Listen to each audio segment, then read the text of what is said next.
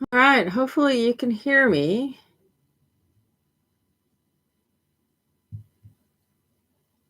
We'll see if somebody is here.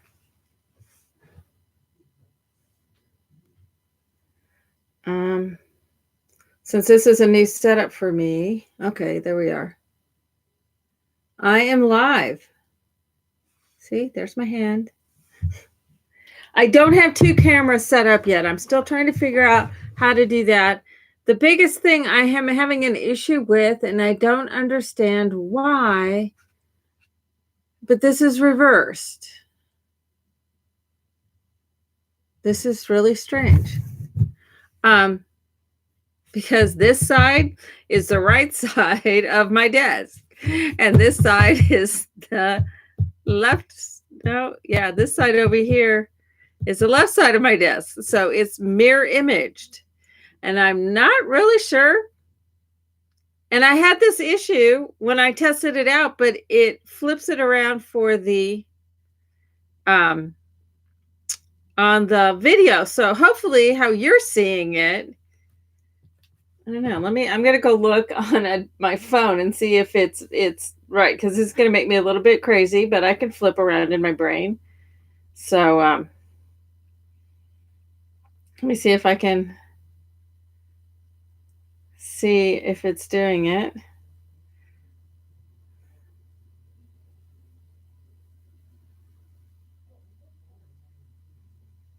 Oh, it's the right way on the way you're seeing. Okay, so it's just my view is it's flipped. So that's okay.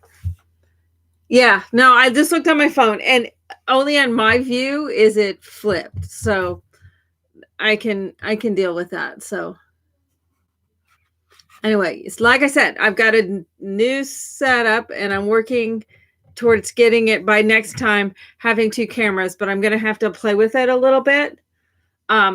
My laptop that I had been using to broadcast from with an outside broadcaster finally is just not working very well. So I had to break down and come up with another option. So that's what we're still working on, because I'm now using a Chromebook. And excuse me, I can't do a broadcaster through the Chromebook with the multiple cameras, but there are apps that I can use. So I have to play with those in order to get that. So anyway, so welcome. So you don't get to see my smiling face. Lucky you. So we'll just have, you'll have to talk to the hands. I hate that. I love actually talking to you face to face. So, but yeah, no, this isn't too bad. My only concern is also I can't turn, let's see if we can, my icky. Okay, so the only problem we may have is we've had this problem in the past is with the autofocus on my camera. So I'm not sure how this Joy, really? so so I'm not sure how hopefully that's not going to cause issues. I'm also working on improving some lighting as well.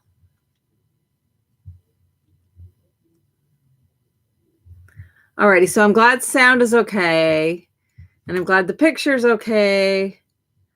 All right, so what we'll do is we'll go ahead and get started. I have this one partially done, and what this is, I don't have the cover on there yet, but I made a little album slash journal using an old paperback book.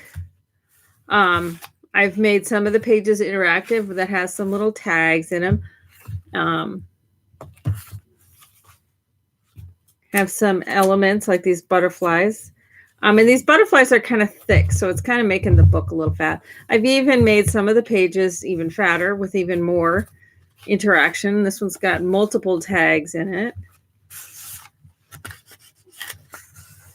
So this is an envelope folded over the page, and then it's got a tag actually back behind here as well. This is using an old K & Company, Syrah, I think is what it's called. It's one of my absolute favorite. See, there's the autofocus thing happening. So I apologize for that if it makes anybody crazy. I cannot figure out how to turn that off because I don't have as much control over the camera and the mic plugged in with this until I get this figured out. So bear with me for tonight. By next class, I'll have solutions figured out. Same sort of thing on this side where it's got a tag here. And then it's got a little tag here on this front. And then it's got another tag back behind. Here, this has a tag in the pocket. A little tag here. And then this one is a tag or a pocket into the structure of the album itself. Here's another one. And then this one's going to have the pocket on the other side. And this is a part I haven't done yet. So these are the blank pages. And this is where the pocket is where I took 2 of the pages, folded them over, and then they're going to attach it here at each end to form a pocket. It's just an option of something that you can do. Now on these pages, I went ahead and covered them over with a craft paper. This is not a cardstock weight. This is a paper weight of craft. Excuse me. And so you can do stuff like that, or we can keep it just, you can even keep it the weight of the little signatures that I've made from the paperback book. This is one that I just put together. It's just plain. You're going to be using some washi tape, some hockey stick tape, or other fabric, sticky fabric type tape. And then, so this is just the pages. I have been doing anywhere from 12 to 15 pages. I wouldn't do more than that. I'm also going to do a quick video just of assembling one of these so that you don't have to go through this whole 2-hour long video for all of this. But you can make multiples from one paperback book. This one I put it together and then I coffee dyed it. And so you can give it kind of a vintagey look. I almost like the wrinkly. I haven't ironed it yet, but I kind of like the wrinkly look. So that's something you can do if you want more of a vintage look. People have been altering regular vintage books to make junk journals, regular journals, albums, that sort of thing, for as long as I can remember. I haven't seen anybody doing anything with a paperback book, so this was fun, playing with some paperback books. And to be honest, where this idea kind of came from is, my mom's a voracious reader, has 1,000,002 paperback books that I'm always having to get rid of. I've been sorting through, digging out my studio for the past 2 weeks. It's probably the most major overhaul I've done of my studio. I'll do a video tour of it once it's fully completed. And I've come across some paperback books and stuff. And for some reason, it popped into my brain when I used to mountain climb back in my 20s. That's what I spent a good chunk of my early 20s doing. And about the time I was going to climb Mount McKinley, I'd been saving up for that. I decided to go back to graduate school instead. So I went back to school instead of climbing. And it is all interconnected. On the climbs that we would do, we would take paperback books because you got sometimes pinned down. The one that stands out in my mind, and the one memory that got triggered by all of these paperback books making a pile in my studio, excuse me, was that I recalled on the biggest climb that I did was Mount Sanford, which is the 7th highest in North America at 16,237. We got pinned down at about 11,000 feet for 4 days in a snowstorm. Well, many of us read fast enough that we made it through our books. And there's not a whole lot to do other than every 2 to 3 hours, you get out of your tent, shovel the snow away from your tent so you don't, turn into buried under the snow. Other than that, there's not a lot to do other than read, play cribbage, and you kind of get sick of people. So you want to kind of go into your own little world and read. Well, the problem is some people read fast, some people read slow. What we ended up doing many times was taking the paperback books and ripping them in half. The half you'd already read, somebody could start that book. And we just keep tabs, we'd write on to what the second half was. And we just keep tab of who had that part of the book. And that idea popped in my head because I just remember we used to rip these books apart. So that's where the idea came from, is to rip these into smaller sections. So my climbing is coming back, and my hockey mom is coming in to play in these little books because I'm using hockey stick tape, and I'm using an idea generated because we used to rip up paperback books. So you had more than one book to read when we were climbing. So I know it's a long, drawn out, weird story, but it is what it is. So what I did is, this was actually a book that I think my daughter had because she did most of her schooling online and stuff. So we had this book. Well, it had gotten, it's a Shakespeare Romeo and Juliet. The back half of it had gotten wet and was kind of yucky. So I took and ripped that back half off, but then I have all of these pages. I don't know, and somehow Romeo and Juliet just seemed kind of fun to have. So then what I do is I've taken, obviously the back cover came off when I took that whole thing off. Now I usually do at least one page more than the number of pages that I want to do. So 2, 4, 6, 8, 10, 12,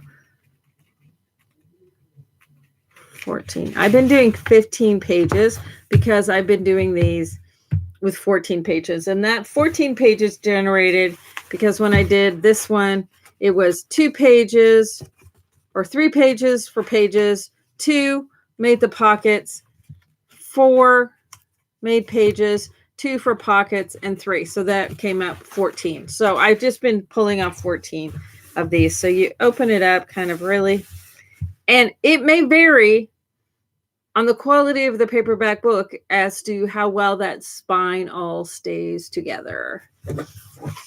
So I've taken off a good chunk of the spine paper, the cover of the spine. So it's kind of just raw right now. Let's see if that focuses. Anyway, so then you just very gently start it and gently just pull it.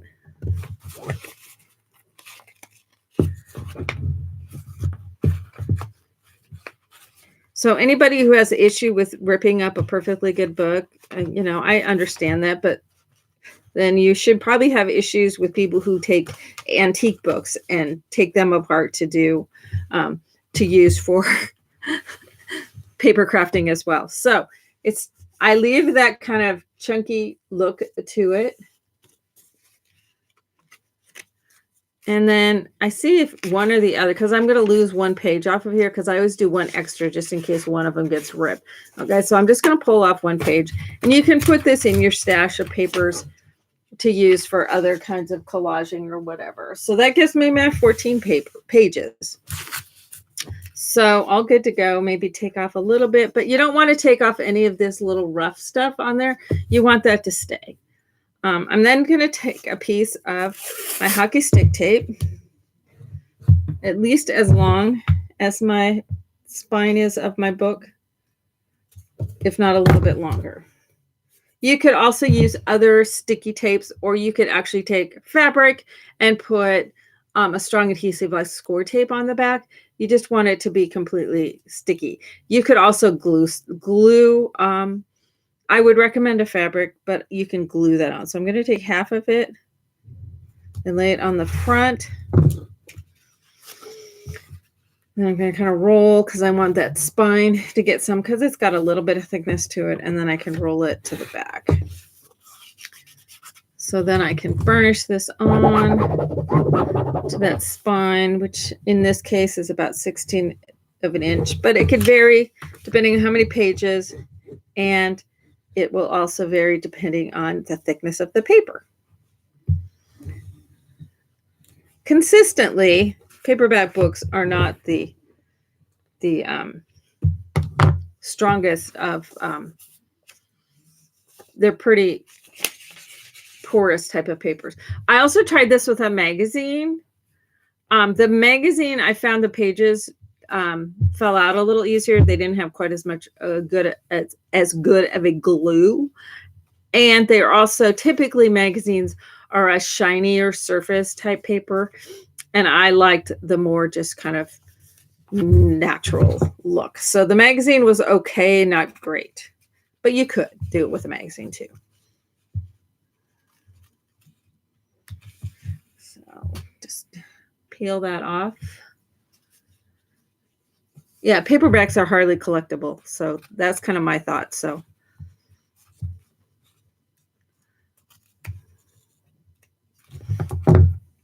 and you can choose if you want, if you're going to want to use the words that are on there. So this one being it's Romeo and Juliet. It's kind of fun. You might want to do, be able to keep the words.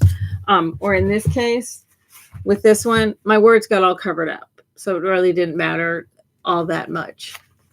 So, so it's all good. All right. So I've got this on there, and this is going to protect that spine. It's also going to keep the front and back pages on as well. Now, on the first one that I did, I didn't seem to have any issue with any of the pages appearing to look like they were going to come out. Even though I was very careful with this one, before I put the tape on is when I did the coffee dye. I hadn't put the tape on yet, but I did find with this one, when I coffee or tea dyed it, that the pages seemed like they wanted to come out. So I don't know if it was dipping it into the tea dye or the coffee dye. I didn't steam it. It was all cold. Oh, which is a tip right here and now. If you like to do coffee dye, I will tell you the best trick, tip, hack, whatever you want to call it, for doing coffee dye on your papers: cold brew. It's intense coffee. Most of the time you can find one that smells good, really good too. But cold brew is it's a pretty dense coffee. And it gives great coverage color for giving it that vintage look. And it's no fuss, no muss. I've gotten like the instant coffee that you make it super, super heavy. I didn't like that as much. And it's hard to get it to dissolve and you have to heat it up. Whereas cold brew, you just keep it in your fridge. And it works great. You can paint it on, you can spray it on, you can dip it, you can do whatever you want. But the cold brew works great as a tea dye or coffee dye or natural dye or whatever you want to call it. So,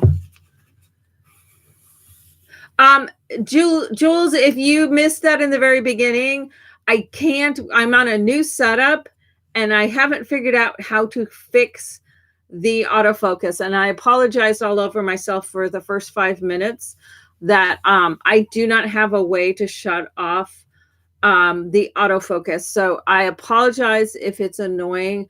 I'm trying to stay within the same focus range, but I cannot shut it off at this point until I have a better idea of what I'm with this new broadcasting setup that I have. I have to figure it out. If nothing else, I may get a new camera that doesn't autofocus, but I am not able to turn it off right now. So my apologies. Excuse me. So, all right. So I've got my reinforcing tape on my spine. So then on each of the pages, what I'm going to be doing is I'm going to take my some washi tape. Now, the one thing is at this point, you need to decide if you are going to cover your pages like I have done on this original one. I'm going to I covered those pages before I put my tape on. So that way my tape, as you can see, goes over the top of my paper that is covering my pages. And again, I'm using a paperweight craft, not a cardstock weight craft. I think a cardstock weight craft on both sides it's going to be a little too heavy. I wouldn't do, if you're going to do cardstock weight, I might do that just on one side. And then you measure it. I made it to where I had about 1/8 of an inch on the top and bottom and sides exposed of the paperback page. And then I had about that, maybe a little bit more on the hinged side or the bound side. I don't want to run my paper right into that binding because it's really going to thicken up that binding. So if you want to put your paper on and then put your tape on, or you can put your tape on and then put your paper on and just be short of it. Either one's going to work. I'm in terms of expedience, I'm just going to go ahead and put on my my washi tape, and then I'll put paper on if I choose to do that. You can do, there's a squillion billion different options. So here's like, this is a Tim Holtz one. I thought about doing this one, but then I also like the idea of this one would also be fun. I think I might go ahead and do this black one in actuality, because then I might have my paper coming up just almost up to it. So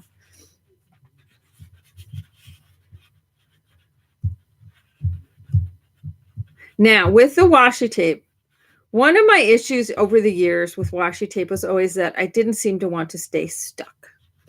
Well, I then took a class. Let's see, was it? I think that, let's see. If I say last year, many times I really mean 2019, because 2020 didn't really have much. So in the fall of 2019, I took a class with Seth Apter, and he uses a lot of washi tape. And it was one of those, well, duh, I felt really dumb. When he uses a washi tape, and he says, you know, a lot of people have problems with it sticking. And it's like, so he uses a glue stick and glues it down. And it was one of those, duh, kind of moments. Why did I never think to do that? It was, I felt really stupid. So you just take your, and I like this UHU glue stick. And so just along here, so that I know that my washi tape sticks, you just glue your washi tape down. I run it a little bit longer, and I split it halvesies over the joint. And then each time I can trim it off. You flip it over and trim it from that other side. And I just burnish it down with my finger. I don't use my craft, because with this, if I do, I might run into that crack. And it is, the washi tape is not super duper sturdy, but basically what this is doing is just making sure none of these pages pop out. So one of the other things I like to do is, rather than starting at the front and working to the back, I found it made this little spine here roll a little bit, because it's adding some thickness in there. So I alternate back and forth. I did a front, and now I'm going to do a back.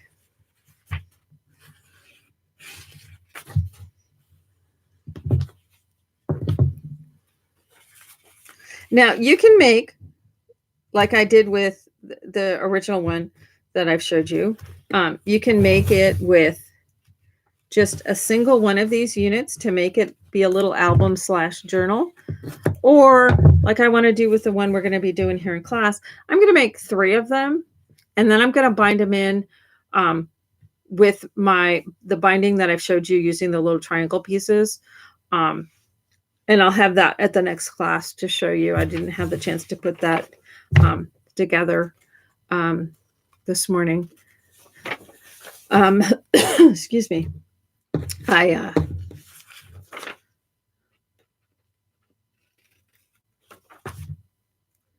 Brain dead. And even here, I got it a little crooked, and it's got some wrinkles in it, but who cares? So you can make these like signatures in a larger book / journal.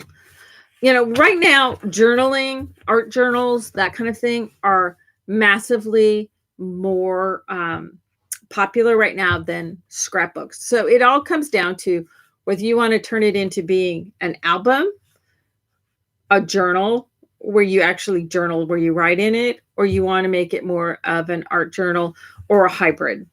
You can do that. So you can either call this an album or a journal. I'm just going to call it a book. So, but all of them, you can make it into whatever works for you. All of a few weeks ago, I showed people a bunch of eco dyed stuff that I had done. I'm going to use some of those papers and do this method and make it more of an artsy fartsy journal where I'm going to have some painting stuff and using some of those eco dyes and stuff like that. And so I'll keep you posted on all of that. Too many things going on. I'm also like 3 weeks behind on I think I'm on day like 38 and it's day like 60 on the 100-day project. I need to get that caught up. I've just had a bunch of stuff hitting and then taking 2 weeks and totally redoing my studio. I mean, we're talking sorting through baskets and boxes and stuff like that. That's how serious this is. But I think I'm getting my studio to where I love it again. I was hating it for a while. I mean, I'm so fortunate to have the kind of space that I do to work. But it was really starting to, when I've had smaller spaces, I tend to keep them a little tidier. But when you got a lot of space, which I'm fortunate to have, it's really easy to just shove and cram in wherever it'll fit kind of stuff. And after 11 years of doing this now, trust me, I have more unfinished projects than any of you. I can pretty much with 100% certainty guarantee that. And, I have all those samples. So I have a lot of projects and a lot of unfinished projects. So I have a whole room full of unfinished projects. So it's been good going through all of this.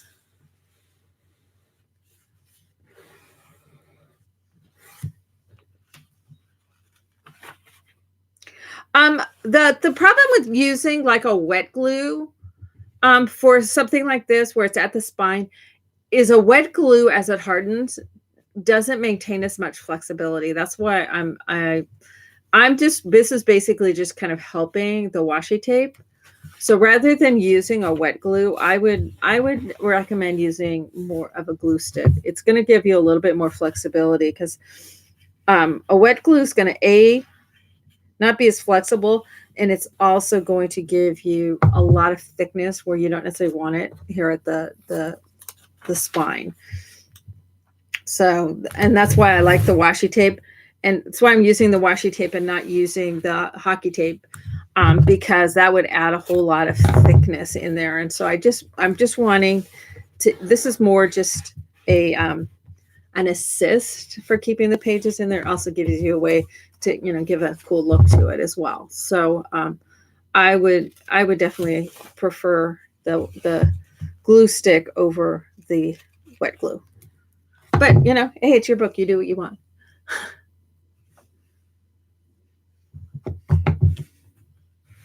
Bye, Lois. Thank you for coming.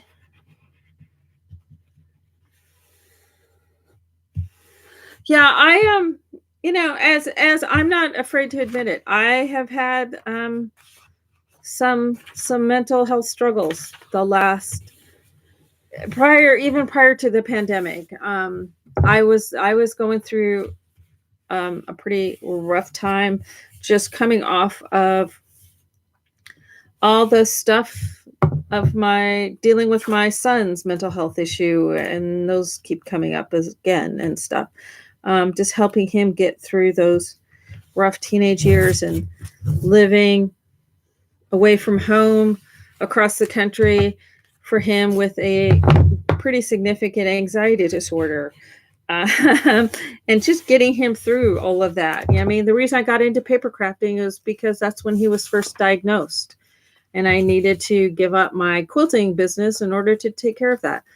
I have permission from him to talk about this. He talks about it openly.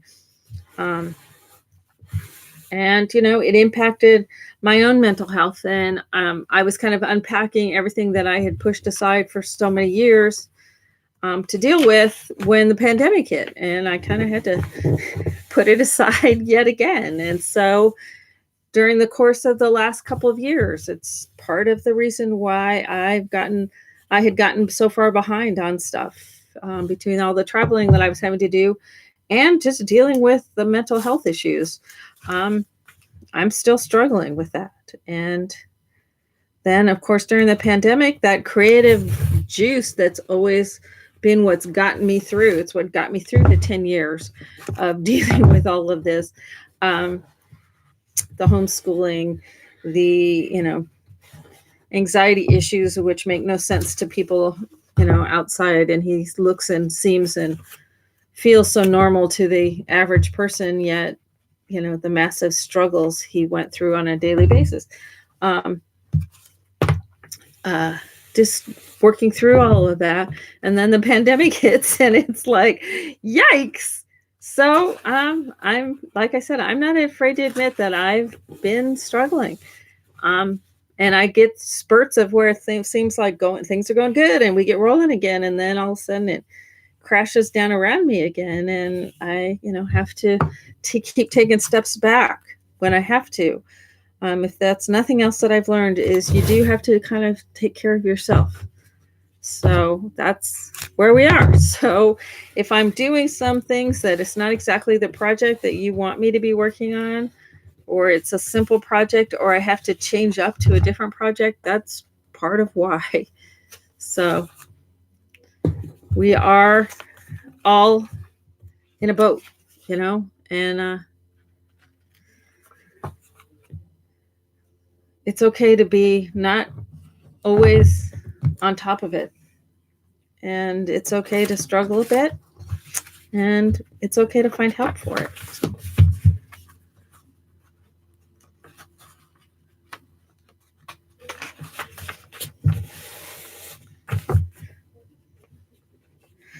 The biggest thing I'm just finding I'm just doing is I'm just keeping pushing forward. I'm not overcommitting myself. And I try to do things in smaller bites, except for that 100-day project. But it's that smaller bites over a course of 100 days. And it's been really good for me. Even though, as with everything, I'm behind. But anyway, that is where we are.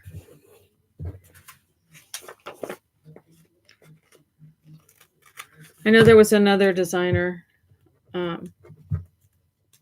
I saw on YouTube posted a video that I felt I could have posted the video myself. There's a lot of people hurting, so don't be afraid to reach out, and don't be afraid to ask for some help. And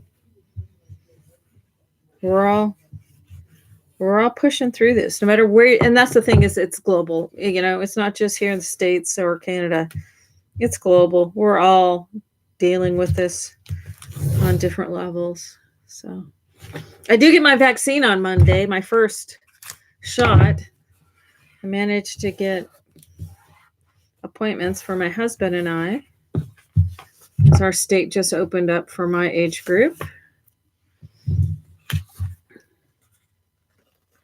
I mean, it was nice. After a year, I got to hug my mom about a week ago. I didn't realize how badly I missed it until I couldn't. But now she's fully vaccinated.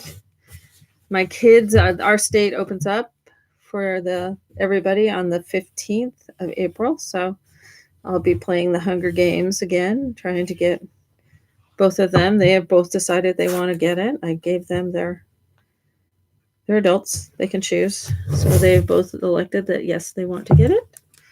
So once everybody's vaccinated, I can breathe a whole lot better.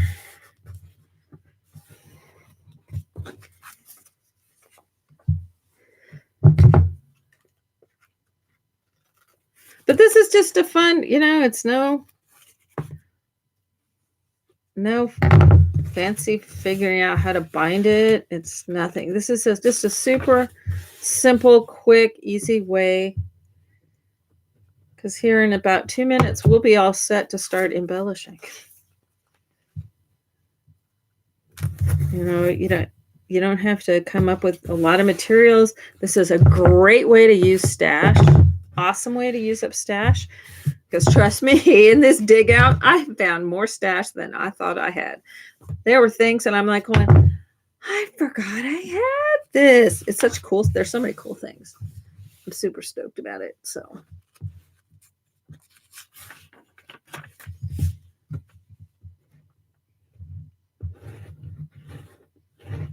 All right.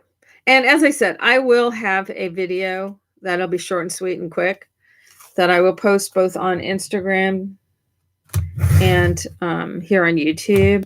That's just about, so you don't have to listen to my tales of woe. I get started and then I'm not thinking and I just talk. And so I'll have that video available for you guys to see on actually assembling all this together without the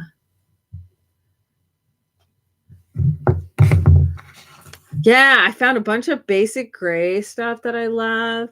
I found some 7 gypsies. Of course, my favorites are ones that no longer exist. So anyway. All right, so I've got the hockey tape on the spine. And then inside, I've got this washi tape. This is a cute washi tape too, then with this tape measure on it. Especially with that nice contrast on it. So this is, this is a high contrast. These two that I did, these are actually some of the old Tim Holtz tissue tape from years ago. He now has the washi tapes out. So this, I made it to where it kind of, same with this one. These kind of aren't as obvious. Well, this one is a little bit more, but these, these neutral colored ones, so you can go neutral like this. You can go dark. You can, do something that's got a little bit more color in it, a little brighter. Or, for instance, on this one, with this being with such fun, bright colors. See, now there's my washi tape is starting to come up a little. I might not have gotten it glued down as good up here at the end. So I can stick that back down again.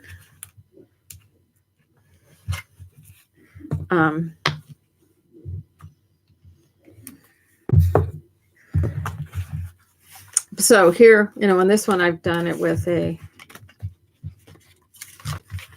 bright color. So the possibilities with the washi tape are kind of endless. You could also, I have some, in some of my latest paper collections, I have washi tape in them where you can print it onto rice paper, or I've also been using pastel paper and then putting adhesive on the back, and you cut it into strips and make that into washi tape. So you could also do that so it coordinates. I have a new paper collection that I was hoping to use. I'll be using it soon. I didn't quite get it done. I kind of forgot when I was saying, oh, I'll get that done, to Pam the other day. This morning, Chance, a friend of Trevor's, the one who lived with us for about 8 or 9 months a few years ago, he had to get his wisdom teeth out. And he was supposed to do it 2 weeks ago.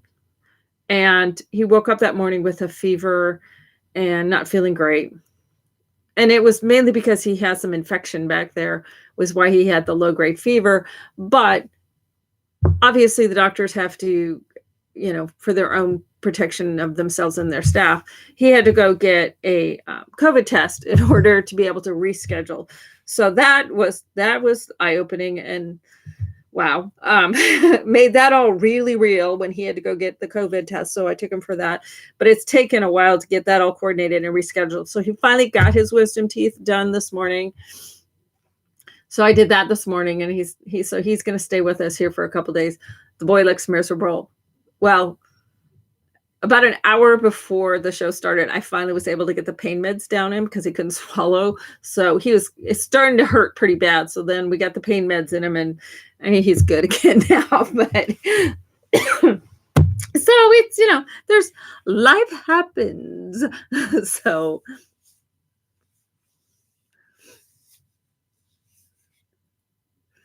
So anyway, so this one is now ready to embellish.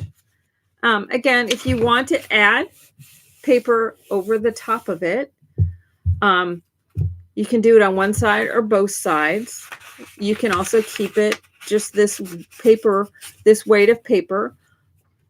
Just, as you know from reading paperback books, this isn't the most substantially weighted paper, which is why on this one, if you're going to be doing a lot of adding a lot of stuff to them, to your pages, you might want to do like I did on this one and add a paperweight paper, not a cardstock, not a heavy cardstock. If you're going to do cardstock, at least a light cardstock. You could also do this with, the scrapbook paper if you wanted to. If you wanted to print some of a digital paper, whether it's mine or somebody else's, you could also print that onto like a weight of a printer weight type paper to put something down. But here I just wanted it to be very much of a background so that I could do things like I did on this front page, so that it's I collaged on top of that. And so it became more of a background. This one, it pretty much just peeks out along the edges. So again, here it's along the edges. But then these pages just get a lot more substantial weight to them by adding that on there rather than just keeping it the flimsy weight. Now, as I said, now that you can see here too, to make these some of these pages into pockets. So these two pages, I just took the pages and I folded. Now you can see here with this one, I even haven't been embellishing it with it that's upside down because it's upside down, but you don't really notice it. So I just fold those two pieces in so that this is an approximate height. I didn't care what the height was, so it's not a critical measurement, but it's like it's a little over 2 1/4. But it wasn't a critical measurement, so it didn't matter. So I just folded over so they were the same height, and then I will glue at each end. So then that turns it into a pocket. And then I put some of the paper over the top of them. And you can randomly put those in. You don't have to put them in at all if you don't want to. Probably wasn't that big necessary, but it's nice in that because I can add more. I've put this one tag in there, but you can add several tags into those spots if you wanted to do so, especially if you wanted to turn this into like a journal or a writing journal. I don't like to write in these things that get kind of chunky and big. It's hard to write, but having something that pulls out that maybe just has a few sheets of paper for you to journal into, and that could fit into that pocket, which is what I've done on what I call my photo journals. They're kind of a hybrid between a photo album and a journal, because it has signatures that fit into a pocket or something like this, that you can actually journal on, and the rest of it can be either art journaled or photo album type of thing. So it's kind of, so hence the name photo journal, because it then becomes kind of a hybrid between the two. And you can do the same sort of thing with this one. So this is basically how it assembles.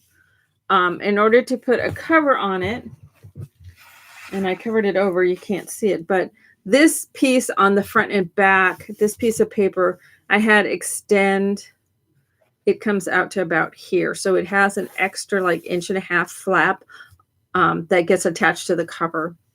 So I did that and then put the score tape over the top of it. I wish I could, I can never peel it up for you to be able to see. I could peel a little bit off, but see, the score tape is just is there actually more for show and to reinforce that joint. There's not an actual paper joint in there because this piece of paper, it just has a fold there and it extends. So let me fix that spot. Now I'm almost out of glue, but I bought a thing of glue before class rather than going, oops, I've run out of glue and wish I had more. So I was actually proactive.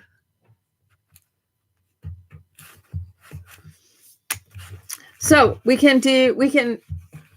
can start embellishing on this one. or we can continue on this one. We're going to work on one of the new ones, because I'm probably going to make more of these. This is the one that I'm going to make 3 of these, and I'll make it into more of a book in there. So there'll be 3 of these.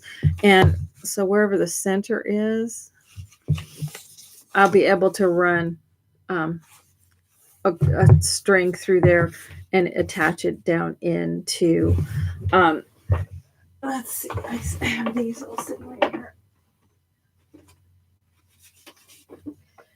If you recall back, we did this, I don't know, I've been so not consistent, so I can't even tell you exactly when it was that we did this.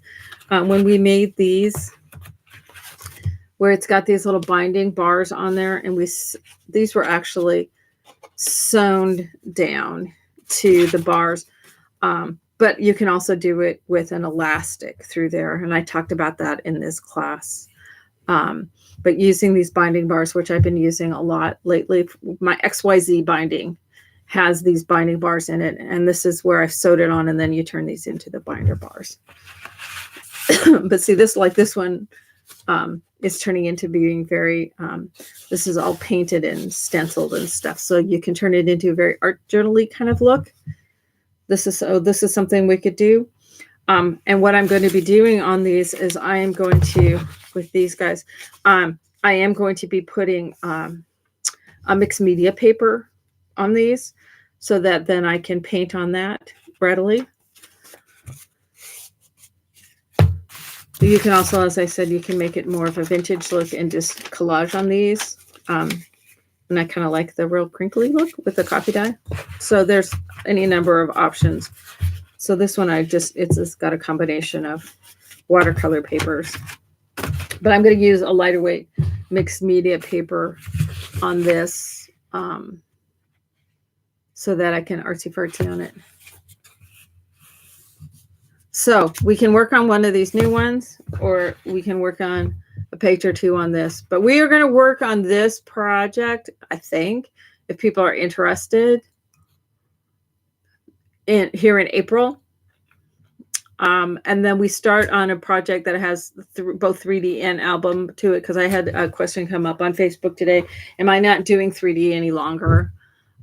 Just albums. Well, recently I've been doing albums because I haven't been doing that many shows, but I did do, right before Christmas, we did do a 3D project. There are some 3D projects in the works that are going straight to video that are part of some past projects that I'm getting tutorials done for and such like that. But on National Scrapbook Day, which is May 1st this year, second, it's the first Saturday in May. I think it's the first. We will be doing a project, and it's got a 3D with some little books that go into it. It's a slide projector carousel. So we'll be working on that. And then I've got a really fun idea that we're going to be doing for doing the little books that go inside of it. So that's coming up. I'll have more details coming up during the course of this month. But in the ensuing 3 to 4 classes in April, I figured we'd just be working on this. I'm pacing myself much slower these days, working towards getting more completed projects, because that's what a lot of people have asked for, is to complete a project. Because many times I would take it about this far and then leave it for your own imagination, your own ideas to complete it, as a way of kind of helping push you to take what I've taught you and turn it into something. But I've had a lot of people ask me if I could take it through to completion, and then they can decide if they want to just do what I did or if they want to do something completely different. So, but that's kind of what the plan is through April, is working on these. Whether we want to work on this one or you want me to start on the new one, I can go either way. Because otherwise, if we work on this one, the next time I'll have this one ready to go, because it's not really quite ready to Pam, I hope you took it. Geez, please tell me you sold it. So but anyway, so I can have this one by next Friday's class. I'll have this one all ready to go and we can be embellishing. What I'm going to be embellishing this one with is I found some cool Seven Gypsies stuff. Some Seven Gypsies papers that are ancient. These are this was from 2009. So this is from the year I started in paper crafting. And I remember, I love this paper. I miss Seven Gypsies. I really, really, really do. They have some of the really pretty, most of their papers is what I miss. A lot of their hardware type stuff. Since Tim Holtz hired away their creative director, a lot of his products ever since then have been very similar to old Seven Gypsies stuff, but his paper is different other than it's vintage. So just some loose sheet stuff. This one's 2008, so this one even predated my doing stuff. So I was thinking I would do some of this in it. I might even throw some of my own paper. This is the loose sheets. This is some of what those are. And then they were solid on the back. Yeah, this one's got two-sided.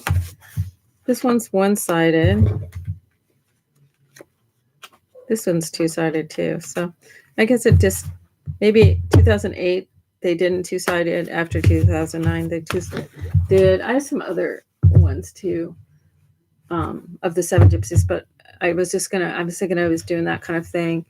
I loved kind of this green, the same green accent that I was using in this. I love this kind of green in there. So thinking of doing that. So this is with the Seven Gypsies one. The one that I'm going to do with scrapbooking paper. I'm going to do another one that's got all of the echo dyed papers. And that one's the one that is going to have the echo dyed paper, and it's also going to have the mixed media because I'm going to be doing that one more painted and less.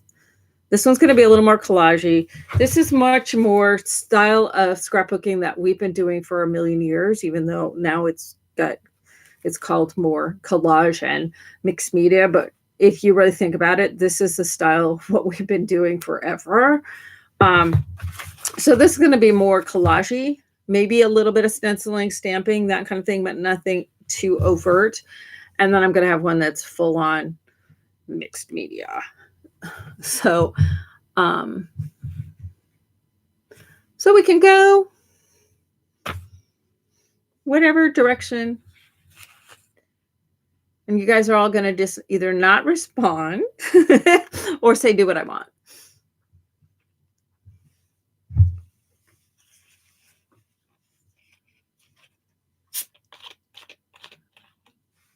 Oh, Alexa, thank you. You're a year out of high school. Okay, I hate you. Alexa, you know I'm kidding. I love you. Okay, so do the new Seven Gypsies one. Okay. And we'll come back to the Kane Company. That's another one that I really, really, really miss. I miss Kane Company because they had tons of cool papers in their collections, or cutesy, depending on what direction you wanted to go. But lots of papers in these pads. And then all of a sudden it's like, bam, they were just gone overnight. I swear. Gone. But so Seven Gypsies, there's other ones that I can mix it with. See, here's another Seven Gypsy Conservatory. We used Conservatory back in 2012. This is a 2010 paper. But we used Conservatory because I found 12 by 12 sheets that I bought for the kids when we did my vintage suitcase. This is Conservatory is one of the papers that I used. Here's an even older Seven Gypsies. This is 2006. And it's really funny. I have to pull it out because some of the papers that are in this one they must have sold the rights to this because so many of the papers in this look like they were the same as in old a pad from Paper Studio, which is Hobby Lobby, that I used in some kits, but a lot of these look just like some of those, and it's too much of the ones that are in this collection that are in that pad for it to be just they use the same graphics, which happens all the time. Some glitz. Glitz is another one that has some really cute papers that are from the same kind of vintage. But they no longer exist. This was 3 women who did glitz, but they didn't last for very long. They were really a cool paper, but unfortunately didn't last long. Here's another 2010 one. Has some cool bright, I love the reds. But see, we can mix and match and throw all of some bits and pieces of all of these in there. Here's Paddington. This is from 2010 as well. This is all a black and white one with a little bit of green and blue and brown. Then this one is 2011. This one's a cool one. It had some of these kind of black and white. We used this on something. I don't remember what I used it on, but it's got kind of the backs don't have the silhouette stuff on there. But I thought the silhouette stuff was kind of fun. But anyway, and there's a few others that got stashed back. I've done one that's got ocean stuff on it and stuff. So, but we can play with some of this 7 Gypsies stuff. The 6x6 works. It's not real good for covering, but we could do a covering with these, maybe using the kind of the back sides, because we could use all of these neutral, so it makes background kind of thing. So maybe we do all of these. It does allow a bit more of the page to show, but I have no problems with that. But we can put this on here the way I did with the craft, and it just comes in all these different background colors, so that then, instead of using the pattern, so they still become backgrounds. So 1, 2, 3, 4, 5, 6, 1, 2, 3, 4, 5. So that's the 6 colors. And then there's actually in here, I don't have as many, but I could also use some of these. So if I have, how many sheets do I have? 1, 2, 3, 4. It's 14. So 14 means I need like 28. So 6, and I can get more. 7, 8.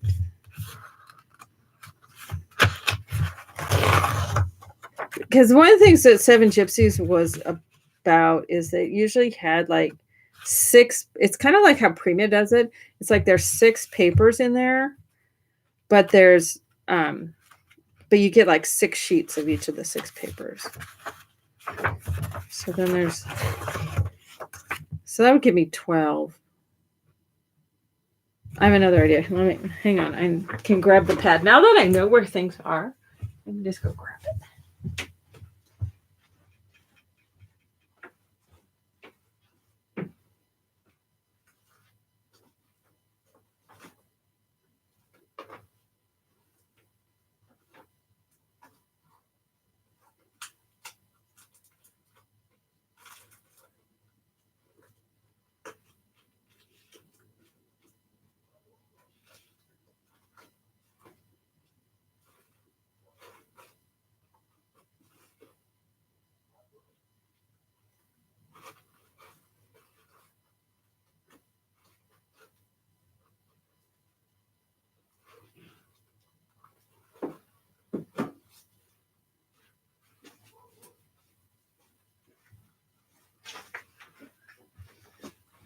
This is another one that would make good backgrounds.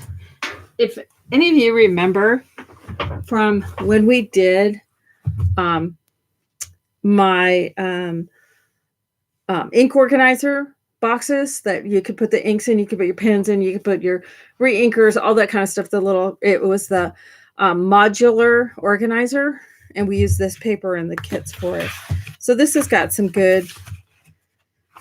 Yeah, these might be a little busy. I was thinking there. This isn't the one I was thinking of, but this is what we use that for. But no, there's another one. Let me grab it.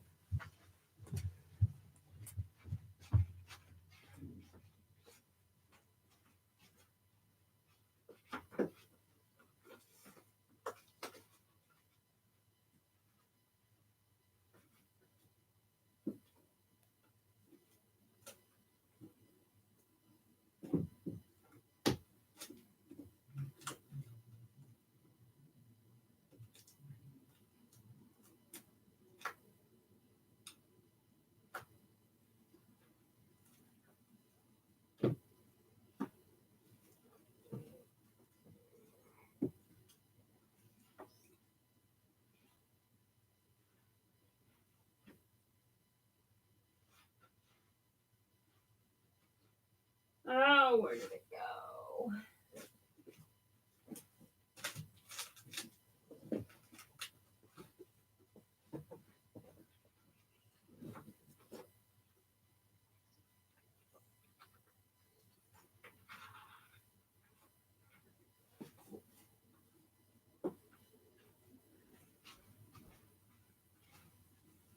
Okay, the one I'm thinking of is at the bottom of a stack. So I grabbed this one instead. This is another one, a good old K & Company one.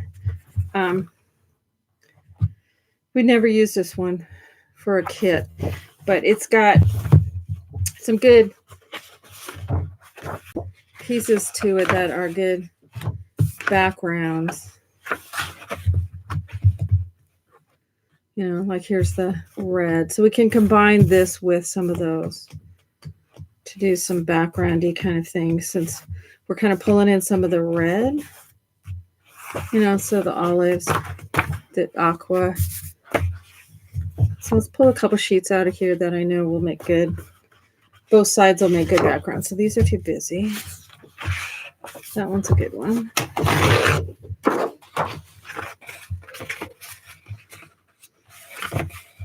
That's kind of busy on the one side. That's cool on this side, but we might come back to some of these and just use the one side. Good one. There's 2, 4. I'm going to get my most bang for my buck. Some of these aren't too bad in terms of busyness. I kind of like this one. Okay, well, all right, so let's revisit. Okay, that one I think is too busy. And we did this one. I like this one. So that's just the one-sider, though. I like having the dark backgrounds. So we'll just get backgrounds done today. We're not going to get massive amounts done. I like this green. Going with the red.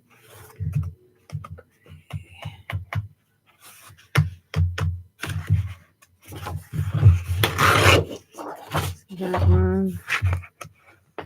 There, that red's a little bright. Okay, so got that. Let's see what else we have in this one.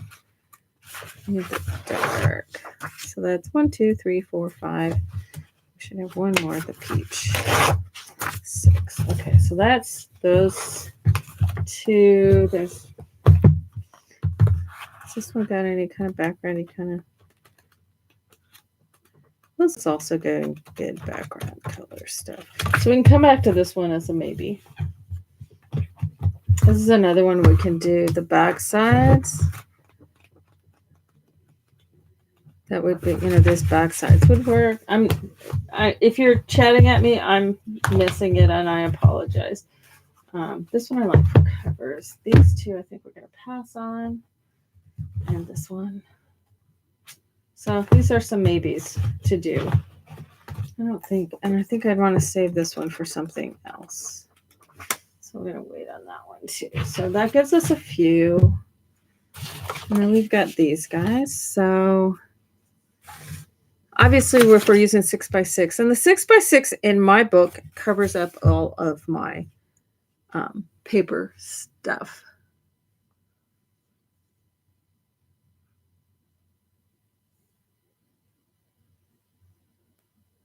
Okay, I'm reading.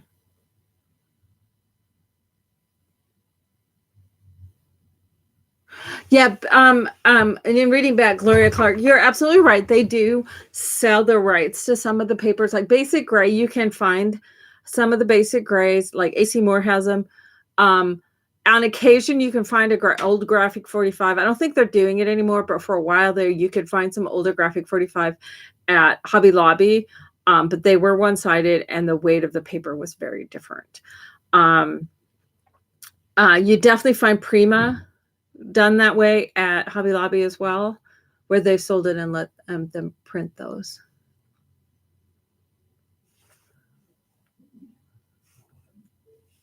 So anyway, so we're going to use kind of this background kind of look.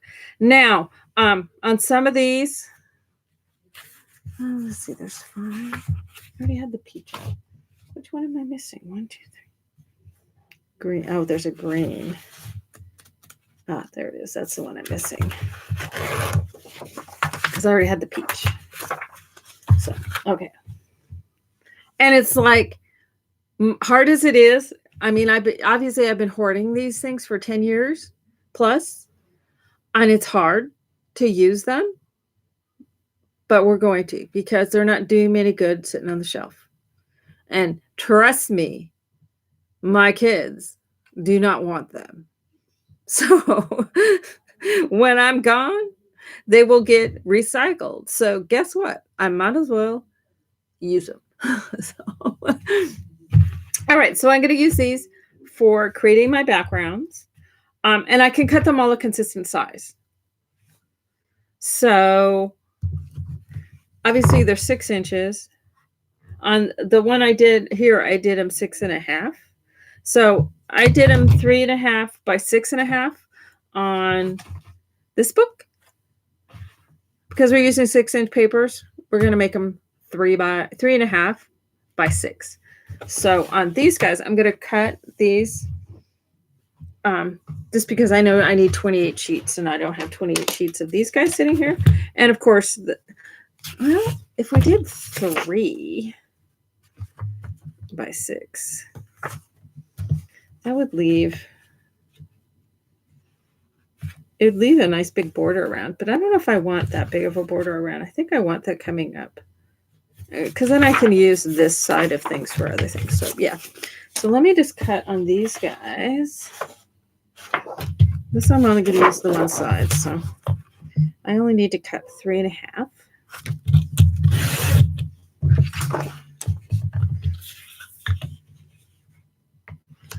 And 6. Now this one I'm not using the back side, so I'll set that one cancel. Then I have these here, and these are going to be vertical. So if it's a more vertical type of pattern, you want to cut it vertically. I'm going to cut this off.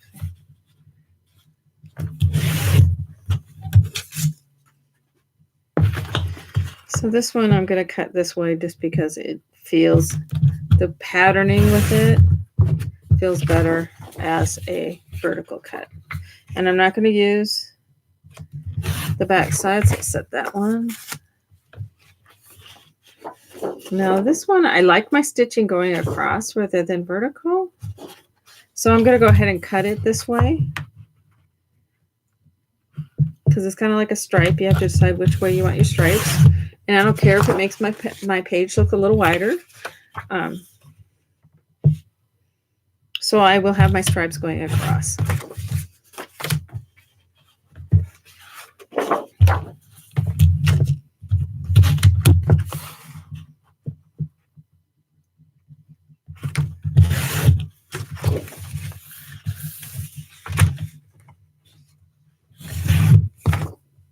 And this one is a maybe. It's a little busy for a background, so probably not.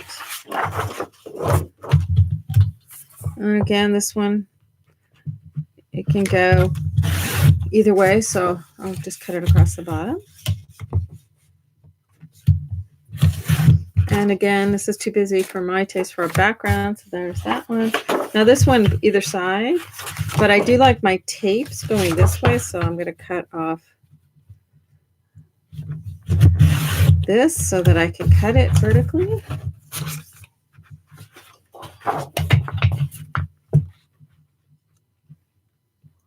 So, just for a different look, since I'm going to be collaging a little bit more on this one than I did on the original one, having all of this different papers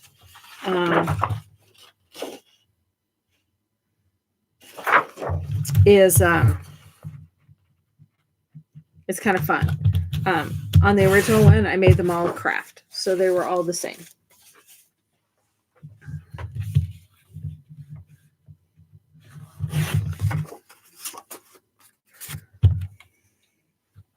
So that gives me 1, 2, 3. See, and these are all kind of neutrally looking, kind of backgroundy. Little bit of pattern, but nothing. If you hold them at a distance and squinted your eyes, or for me, I just lift my glasses up. If they're not jumping out, then they'll be fine as a background. So that gives me what? 1, 2, 3, 4, 5, 6, 7, 8, 9. So then I take these guys and I'm going to cut these to 3.5 as well. Just look on the back side. So, see if there's anything in particular I like more than others. 1, 2, 3.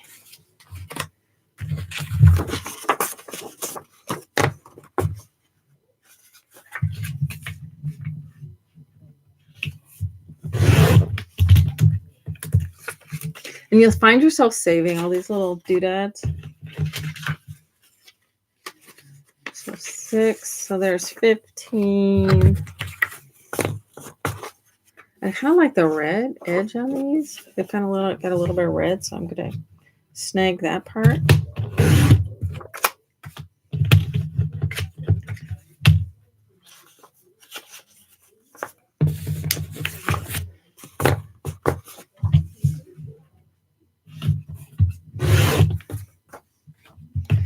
Okay, so 3, 6, and 6. There's 12, and 9 is 21. So I need 7 more. I don't want to duplicate any. So let me grab out of this one 7 more that can work. So 1, that'll work. 2, 3, 4, 5, 6. So let's see. Is there any others in here?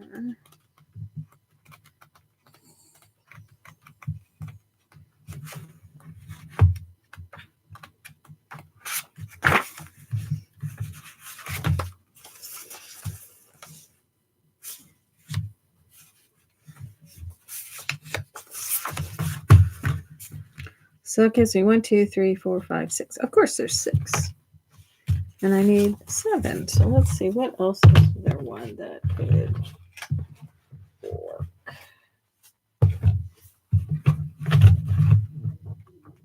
Wouldn't mind something that has a little bit of red in it. That one looks, just could bring in some of the red. I think that one would work. Or even more of that one.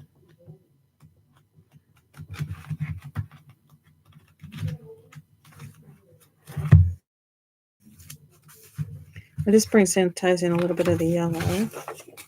Oh, I think I like that better. It's got both red and yellow, so that ties in the yellow. Okay, so we'll do that one. So that will give us our 28 pages.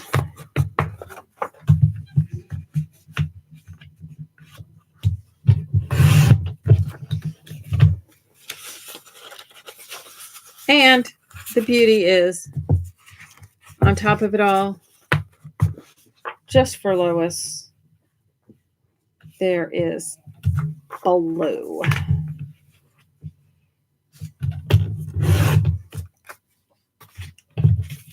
So look at all that blue just for Lois. Now I know she's already left, but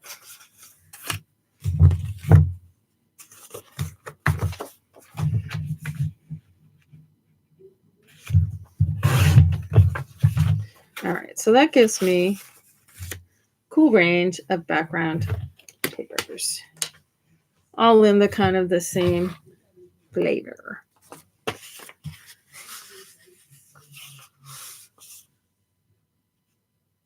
And if this is too much, yeah, as Joyce says, if this is too much thinking, or like, oh my God, I don't have that much paper in my collection, you can do like we did in this one and just do a plain. So you don't have to do, I'm just trying to show you some different things. And then in the next class, I'll have some other to show you with the more artsy fartsy one. So, and then I'm just going to take all of these, and this is probably going to be the hardest thing for me or any of you to do, is I'm not even looking. I'm just shuffling around.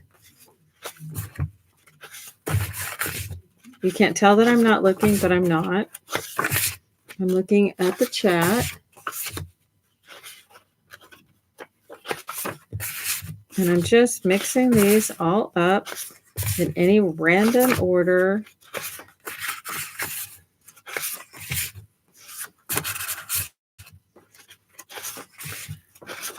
And if this is too much for you, then you can just pull them out and do them as you see fit. And I'm sticking them down in the order they come up. I know, I'm using my stash. Isn't this exciting? So then these will attach on. And this allows, I mean, there's still going to be some white paper around. Now, the decision is, do we ink the edges of these? That will take a little bit more time. Where are we at for time? It's kind of boring to watch. We have 45 more minutes left.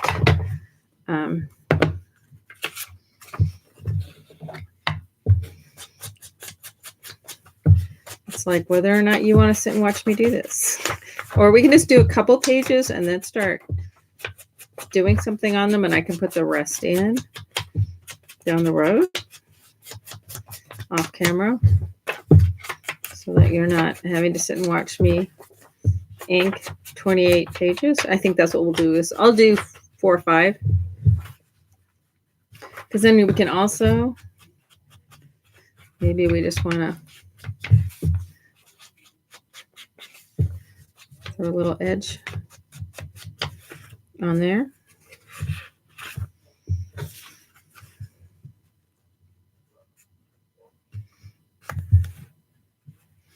Oh, let's see. Since this is a different width, let's see. If I put this on there and I'm touching up against my tape, sort of. I don't know if I necessarily want to touch up against my tape because it's not necessarily straight, but that's okay. Okay, so I'm going to be 1/8 of an inch in from the edge.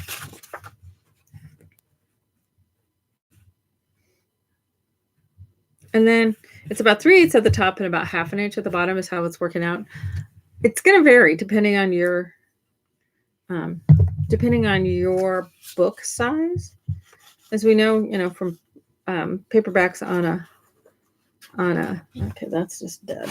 Paperbacks on a shelf, they vary slightly in size. You also can get those bigger paperbacks. I want to do one of those too. So many ideas, so little time. My usual. Okay, fresh, brand new blue. So I'm going to issue a challenge. I want you guys to try this, and I want you to post about it. So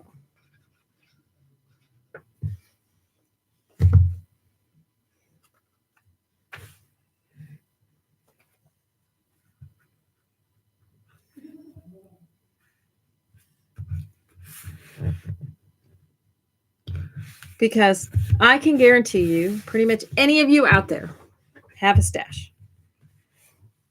And I'm pretty sure anybody out there can access a paperback book that they can sacrifice. So I want people to make one of these books. You can keep it super simple.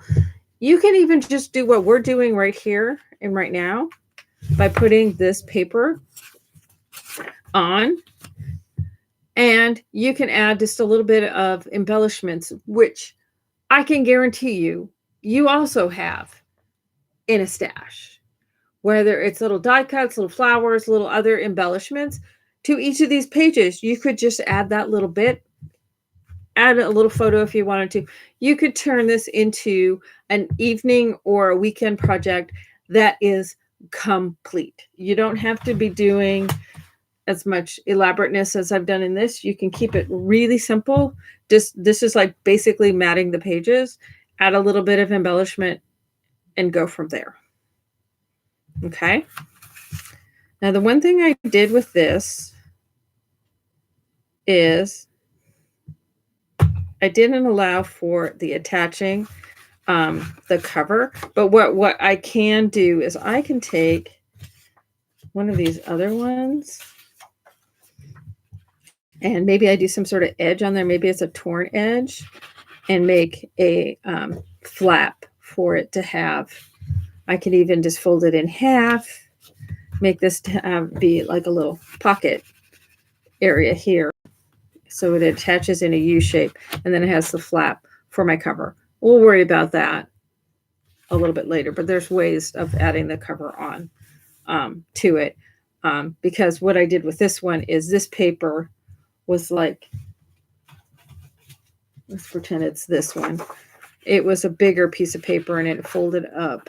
I don't want to fold this one. And that created the flap to attach my cover to. But I didn't do that and I've already glued this one down. So creative opportunity. Remember that. Okay, and this one was the turquoise and the beach. Now, I can go back and do these page edges later. I don't have to do them before I attach these down. So, and I'm using vintage photo because that's what I use. You can use whatever color you want to. You can actually even paint an edge on there if you wanted to.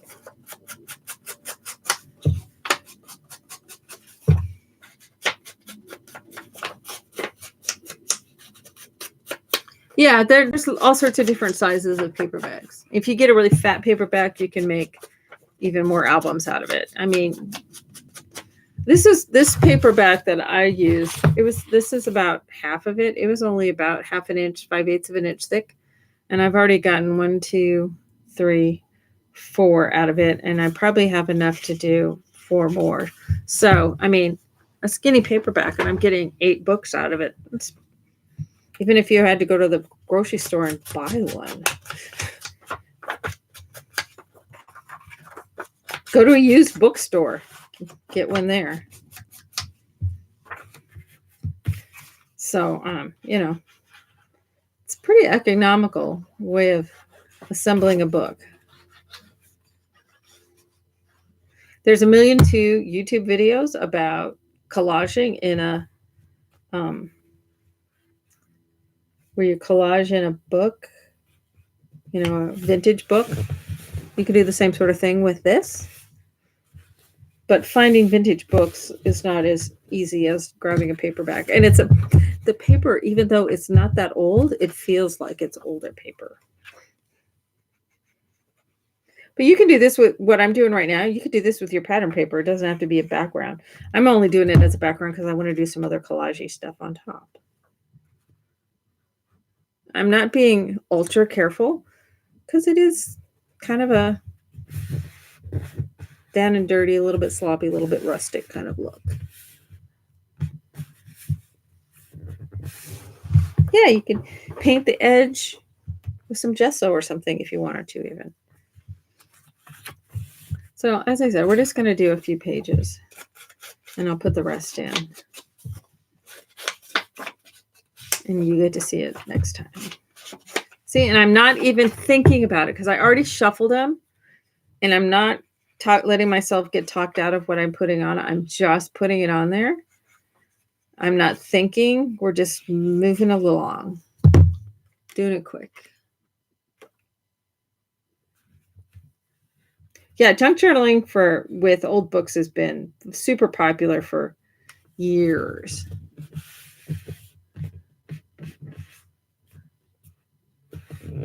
There you go, getting it from a library. Excellent idea, because they have to, as books get damaged or old, get too old for circulation, or they just lose popularity or something, they do get rid of them.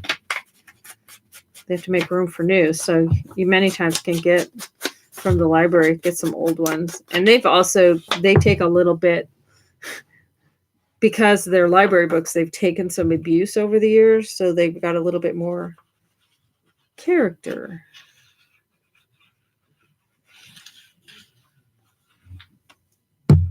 But yeah, I was looking around and I was like, yeah, I've not seen anybody using a paperback book, So, me, I don't like to follow the same path as everybody else. So,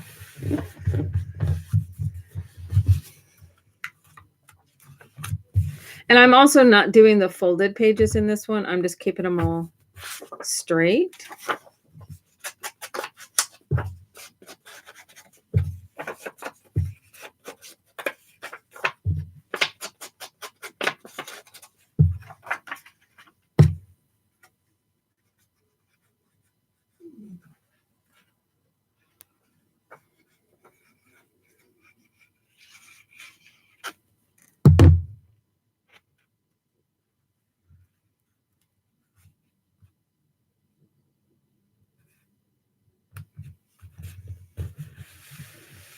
That's right, Alexa. That's that's why I have my Emerson quote on my website. It's part of the reason why I named my everything in my paper crafting business, essentially, way back, following the paper trail. Because it was, go where there is no path and leave a trail is essentially. I know that's not the exact quote. It's like escaping my brain right now, but it's, basically find your own path. And everybody does that to a certain extent in their own lives. Mine, I just choose to do it. With my paper crafting is I don't like to do what everybody else has done. I like to try to find some new ideas. Does that mess me up sometimes? Absolutely. Now, one of the things with this is if you do some fat embellishments, we've all gotten so used to doing all these flaps and pockets and this, that, and the other, and makes our pages like 10 pounds and 15 inches thick, I swear. With this, because this is kind of like when we used to bind these, we used to do all these bindings with rings and stuff, and we didn't have the gap spaces in there until I started doing Stack the Deck. Is your books will kind of do the fan out thing. See, I'm not taking a lot of time. I'm just getting these down. But see, like when I close this, see how it's doing this thing. And I don't want to push too hard on this end because I don't want to stress this too much.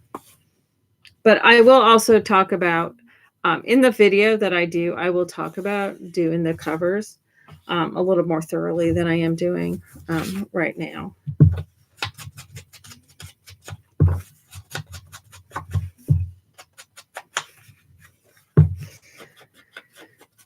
Okay, and it's my party, so I can set the rules. Let's say you come across one and I'm like, I don't like those two together at all. You're allowed 2 change outs. So, but I'm not going to do that on this one, but it's not my favorite combo.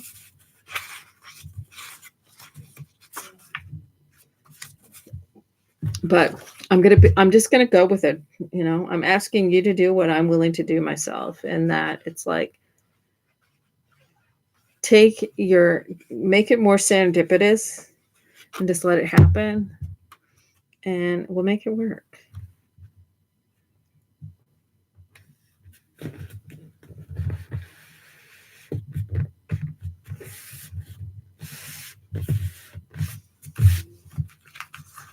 Well, I've used paperback books for my loose pages, for doing. I use these all the time for in collage stuff. I just hadn't used the actual keeping it the binding from the books. So paperback books are great for paper sort, and it's also takes really good like tea dyes and coffee dyes and stuff like that because it's a very porous paper, so it works really good for eco dyeing and all that kind of stuff. It's awesome for that. So yeah, rip up your paperback books for the paper as well.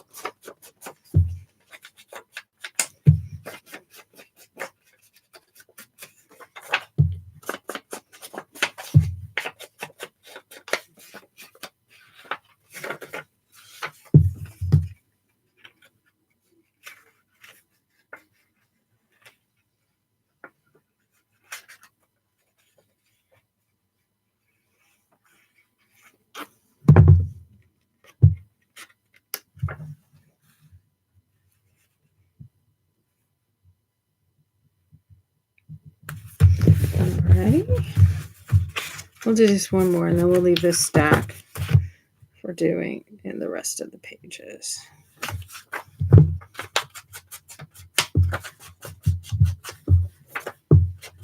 Actually, I'll prep this one for that cover. I'll show you how to do that. It'll be a lot more clear in the individual where I'm not reacting to chat comments and stuff too when I do that video. So.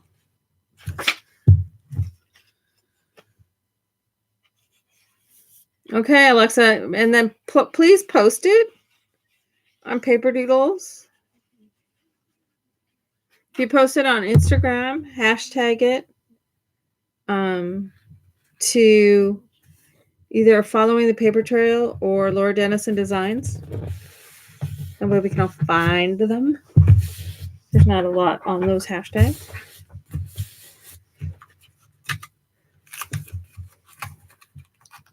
So that gives us just some cool little backgroundy kind of stuff in there. How fun is that? And then I can finish adding in.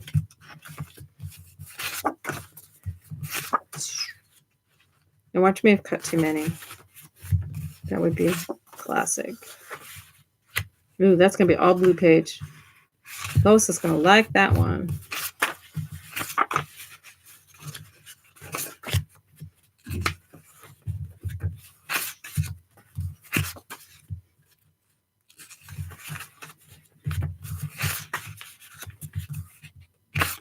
Love this one. These two colors together. Yum!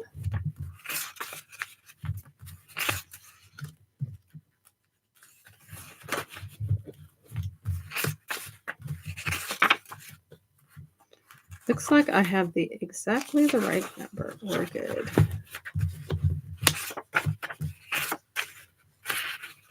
And this one will go on the back side. I'm going to put this one on the very back. So that, because he's not going to, otherwise he's just running around loose. Now I have these all as cut edges. You can do these as torn edges. You can do it kind of whatever you want.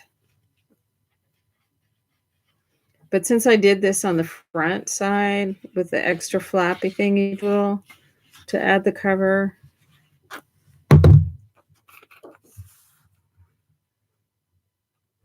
oh, that's right. I don't need to do this one with a cover. That's why I didn't do it. I knew there was a reason in my head. Because I'm going to do these as signatures with it bound to my binding bar thing, like I've done on this. I'm going to do the same sort of thing. So I don't need a cover on this one. But in my video, I will show you how you can take one of these guys and add a cover to it if you want a solid cover on it. Is there any other questions? Those are still going along here.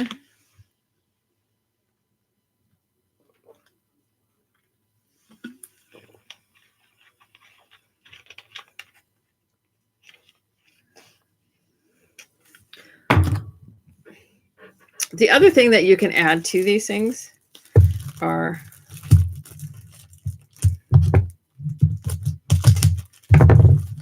envelopes.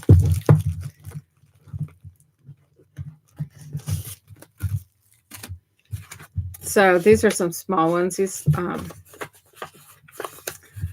you could do with the small ones like these. These can get added on. One of the things you can do is you can also fold the, so here's the pocket, fold the flap here, and I can wrap it around my edge of my paper to where this is a pocket here.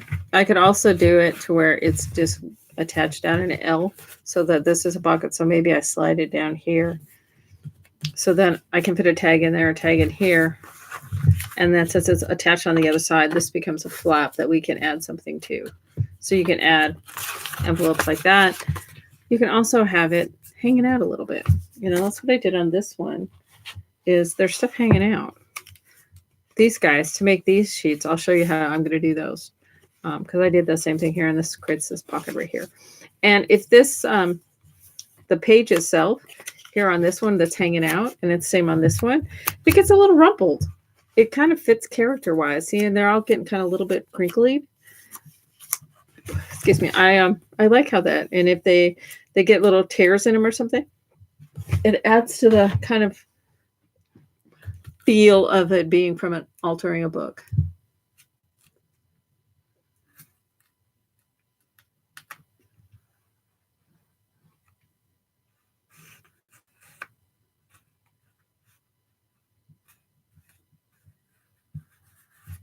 Yeah, these are from when we had a paper store here in town. These are Paper Zone. You can find colored ones.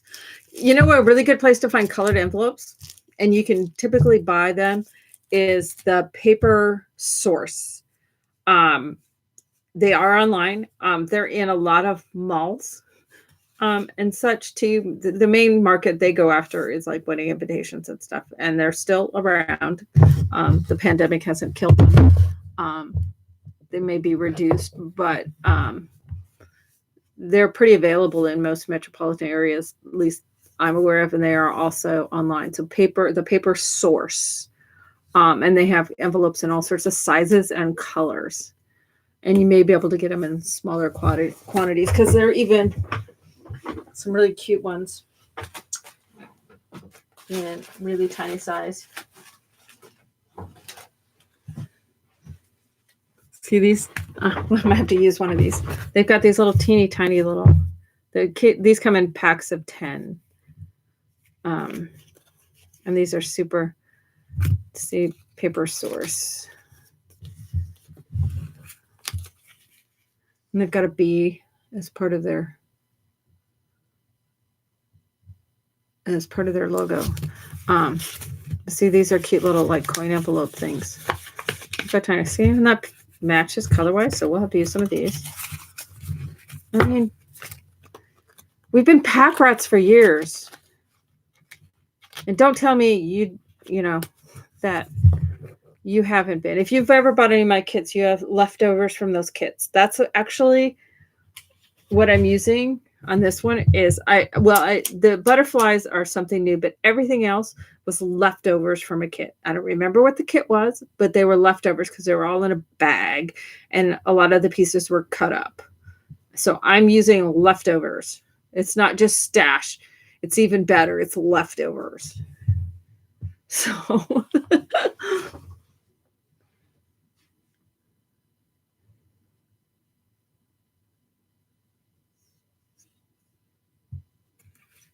so yeah, Paper Source. I know they do have online, so you can do.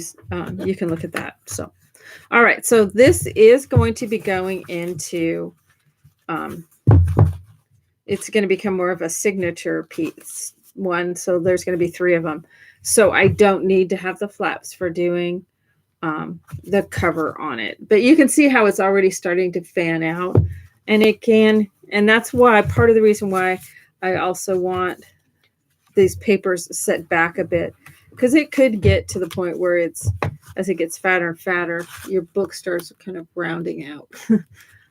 So that's how it's going to be cool of how it attaches. And I'll have all 3 of them at least assembled to the point of having the papers on them for the next class, so that I can show you then how they attach into the book and a cover. And we might do a soft wrap cover on this one. It'll just have a spine, hard spine for the binding bars to attach to. But we'll assemble the binding bars and the cover and put them into it next time, and then we'll just keep on embellishing as well.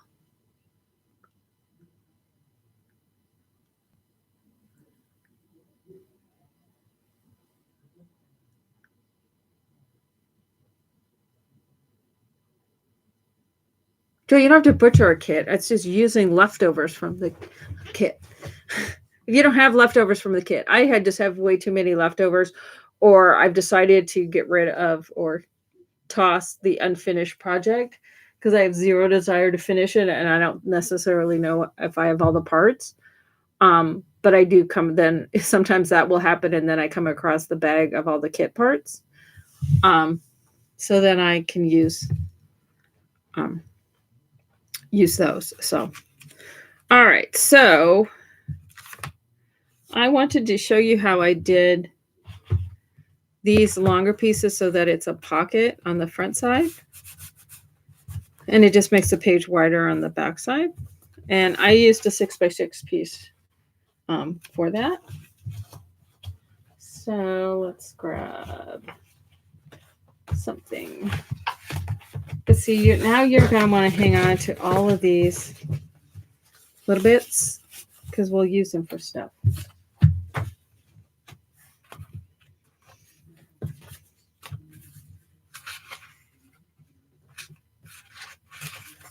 I kind of like this one.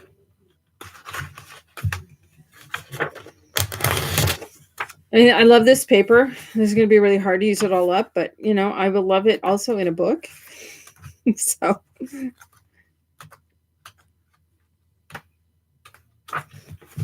it's all good. All right. So, but I'm going to have to trim this down a little. On the other one, I used it 6x6 because these were taller, but because I'm using 6x6 paper, or I'm using 6-inch tall papers on here, I don't want it to be the exact same size, but I can also slide it down. That's what I'll do. I'll just slide it down like that. All right.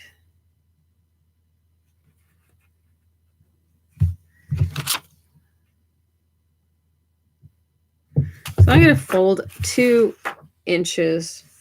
I'm going to score 2 inches off of one side. Okay, wait a minute. Now, let's see. Am I going to do this on here? So if I do that, then it folds back to where it's the pocket's on this side, or I can put this on this side, and then, okay, I like it that way. So I'm going to score it this way, the 2 inches.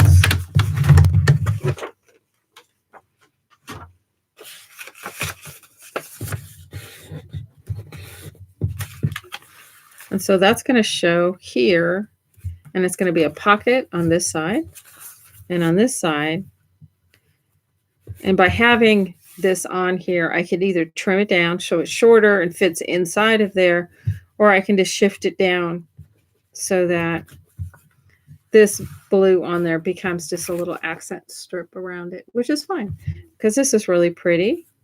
I can add some embellishment to it, but the pattern paper itself is already really pretty. So add a little bit to it. And then on this side, this is what's showing. And then this can become a pocket right here. Make sense? Since I'm inking edges.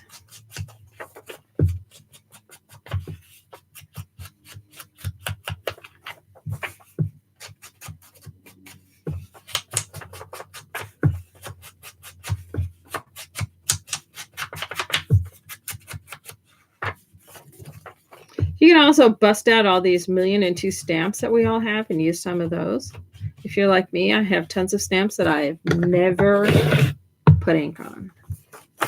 Ever. All right, so I'm going to take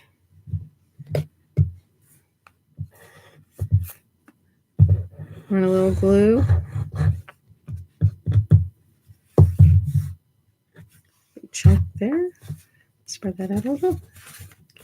Just fold that over.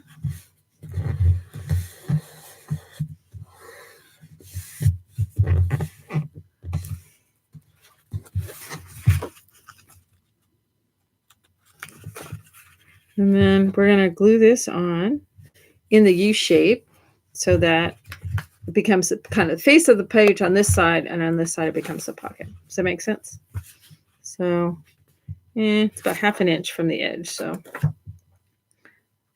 just run a thin bead close to the edge. You can mark it. I'm just going for it, winging it. I'm at about close to 1/4 of the blue, top and side. At least 1/8 of an inch down here at the bottom. With my paper, which I didn't ink. My paperback book paper.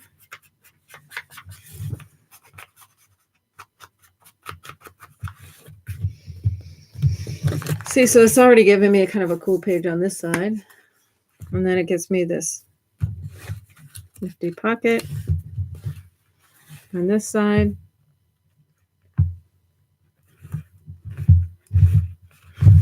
My new setup gets a thumbs up. Thank you, Christine. But 2 things. I've got to get a second camera figured out how I can do a second camera. And I have an app that I can use to where I may be able to do it from my iPad or my phone and talk to you from that as I kind of come in as a guest on my main screen. So I can do a dual screen or pop, a screen in a screen. And I'm thinking I'm going to try that so that I can talk to you face to face. I can also kind of show you stuff that way because it's mobile. And then the other thing I have to do is figure out the camera so it stops autofocusing, because it does kind of make you a little wah, wah, wah as it's doing that. But this is working out awesome. My laptop had just become ancient. I think it was from, I want to say like 2014. So the fact that I had milked it along, but I couldn't update it anymore. It had just reached a point of being old. So hence the Chromebook. But I can't use a broadcasting system the way I was using before with the Chromebook. So I'm having to come up with other options.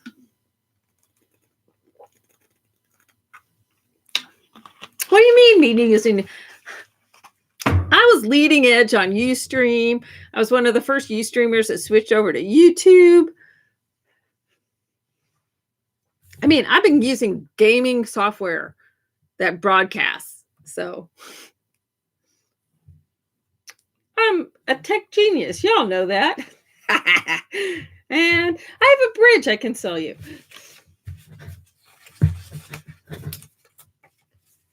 All right, so let's see what we can do then to make some fun, cute little stuff on here. Maybe some little pockety things.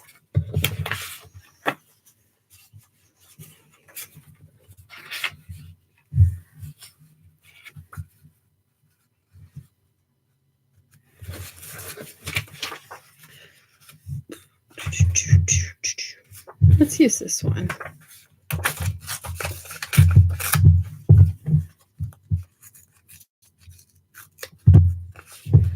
We can make just a little tuck spot to put a little pocket in. Maybe come up a little bit. Do some other stuff with it. But biggest thing is get out of your head for doing this. We're just going to not think much. Just kind of go with it. So pick a piece up. Do something like tear it or whatever. I'm just going to do an L.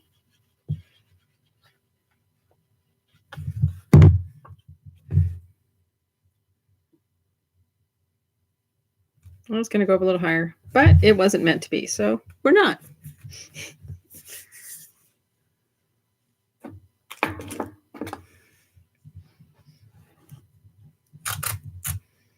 Maybe do a little piece of the tape down here, because that matches too closely.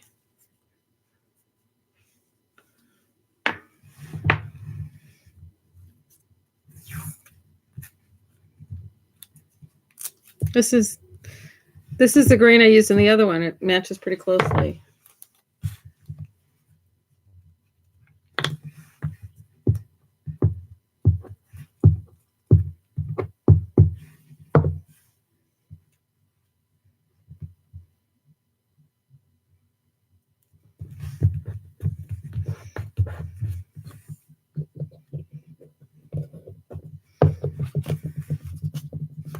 Or we pop one of these little guys in there into the little pockets, and then we can have even a little bit more in there. Or we can save it and use it another. Oh, that might look cute on here. Oh, I kind of like it on there because, yeah, we'll save that. Okay, so then we can make a little tag that can go in there.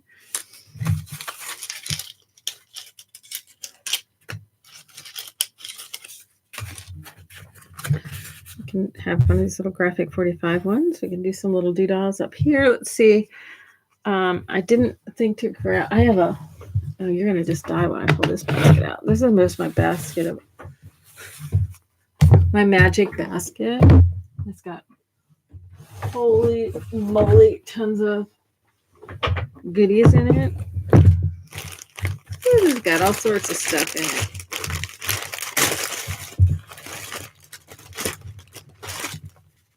These would be good. Some of these things in here.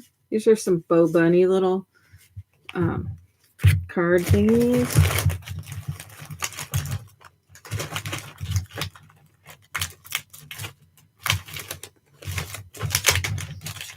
And here's some like Tim Holtz tickety stuff.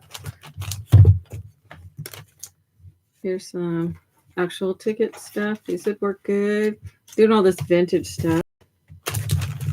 These are some old King Company, some little stickers. These are so fun. There's some little artsy fartsy ones in there, so let's pull those out. Rub-ons. Tim stickers. Here's some more sizes of some of these. Here's some old ephemera things from tags stuff from some old Prima. There's some tags and ticket stuff in here. Some ribbon.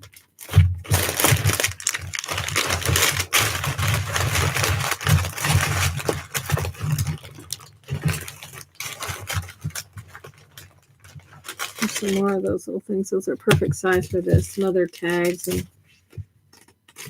can also print out some of the ones. There's some cute little tickets things and paperback. It's soon, Trevor. See, it's my show, and guess who just popped in?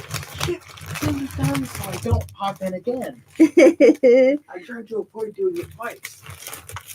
And then you can get, use some of these different packs of all sorts of things.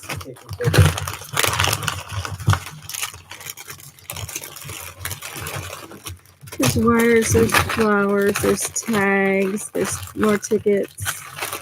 What's all this down here at the very bottom? Oh, some paper, I can't quite pull it out. But there's some buttons and some butterflies.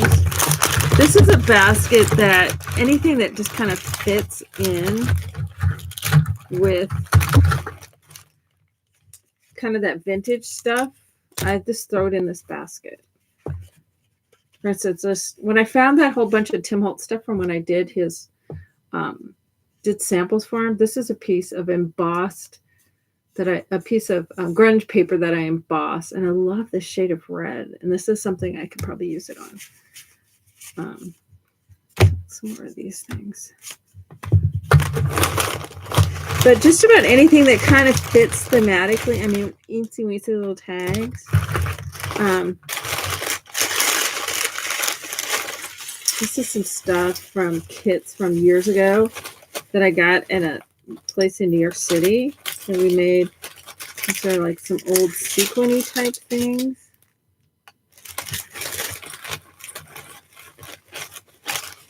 Literally some vintage sequins. There's there's beads. We can add fabric. There's so many things that we can add into books like this. Because now it's just playing and having fun with a stash. We can stamp. We can stencil. God, the possibilities are endless. But this basket is kind of my just vintage doodah goodies of things that we can pop out here. So, all right. So we can use like these things. We can trim them down. And one of these can fit on my And these are cool is that they're double-sided. So this size would be really good. We can just trim it down a little bit. It would make a good size on my, oh, I like that one. See, then that tucks in, you don't see it in it. It just kind of blends in. I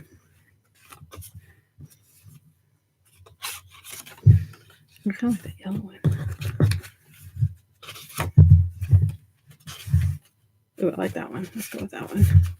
Plus in that red tone.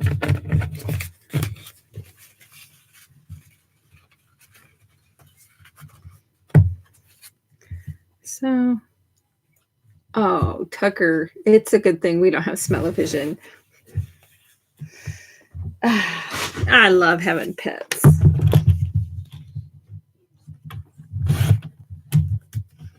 Tucker, did you really have to do that? Really? Oh, man. My eyes are burning.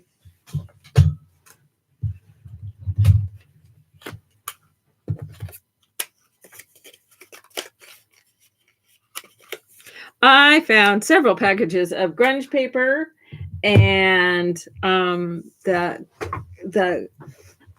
craft vellamy stuff of his. I found a whole ton of stuff. That it's like, oh man, and it still smells the same. The thing is, this has just been in my studio. I have the bedroom next door that has all of my it's kind of where it's got all the unfinished projects, and it's where leftover stuff from kits and things like that are all in that room. And I'm just starting on that room, so I'm going to find even more. There's not as much downstairs. The downstairs room where I pack all my kits and stuff is just where packed kits and kits materials are still living. And so, but right now, that's also where my husband is living. That's where he's been working for the past year. And he just had to go out and clean out his desk because where he works with Boeing, they're not actually going to go back to where they go back to work, even when the pandemic stuff is all over. They're not going to go back to work where they go into work every day. It's probably going to be a couple times a week that they go in, and it's all going to be staggering to where he won't have his own desk. It's just going to be kind of the hotel kind of thing where they go in and whatever desk is available. So he's been living in that room. So I might have to give up that room and consolidate, but I'm not doing kits as much anymore. So we can make that all work. So that's going to go in there. So now we can do some cute stuff up here.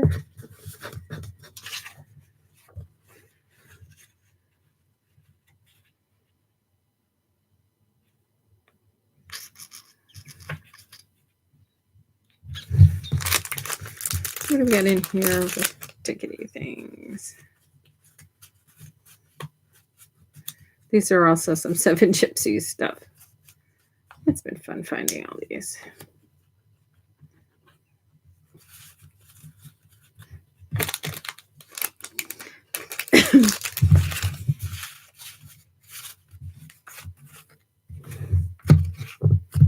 This one's cute with this kind of zigzag and that kind of tape thing on it.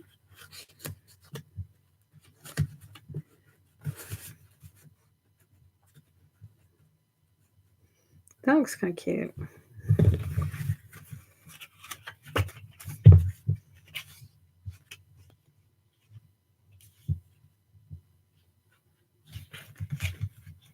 These have so many different styles and stuff in there of these little, I love these little faces, these guys. These are so cute. This one.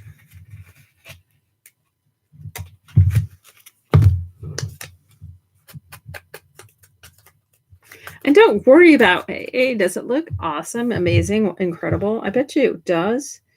We just get too judgmental of our own self. So let's just do that one right down there. But see, that ties my purple in.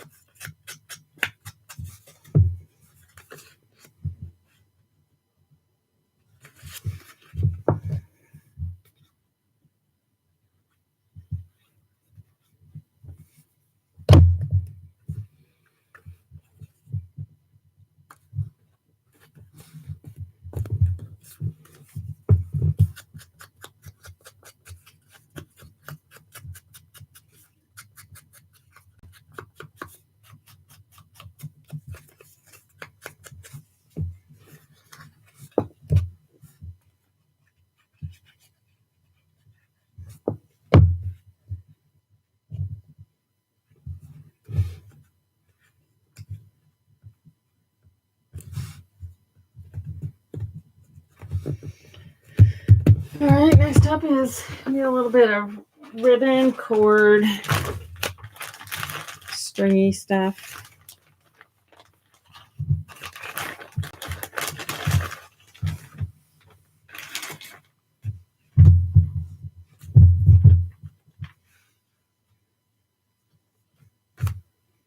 Oh, where's the end? There's this a big loop.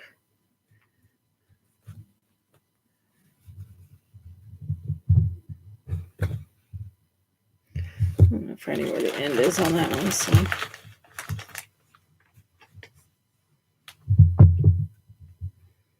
Oh, that's kind of cute. Just that one. Oops. These are just tail end pieces of bits and stuff of yarns and such. Ooh, that's kind of cute. That's a little piece of velvet. Let's use that. Keep the turquoise out. Let's keep it the purple.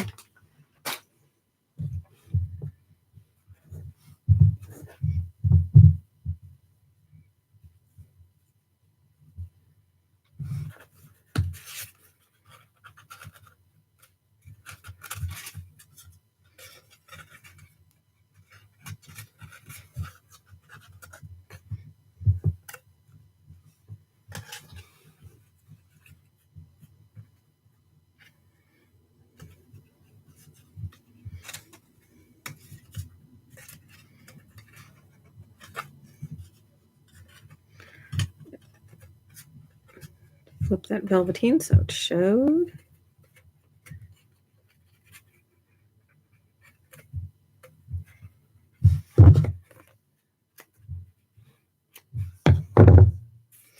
So add that little fun on there.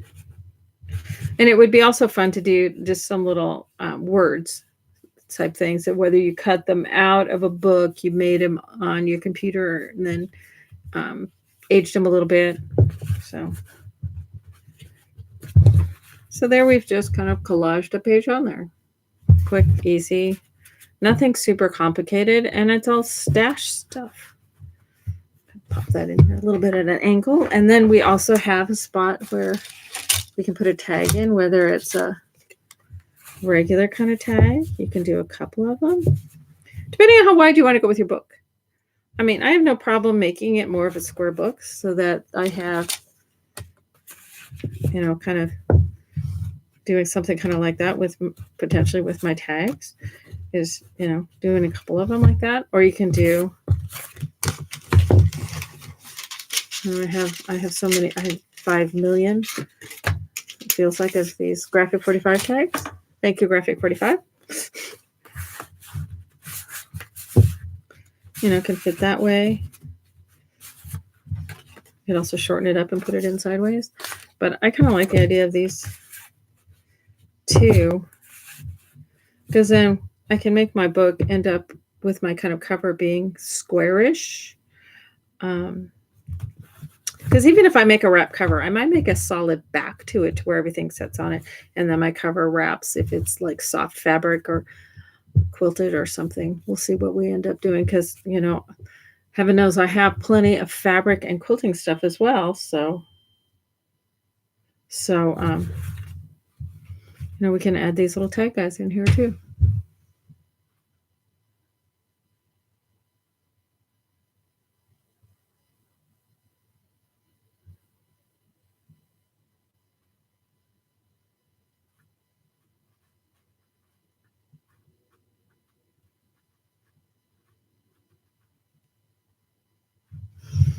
So, and then, on this side, then, the little tags stick out too, and we can do, embellish whatever we want on here, and we can collage on here. What I did for this page right here is a larger envelope. Let me show you what I did on that.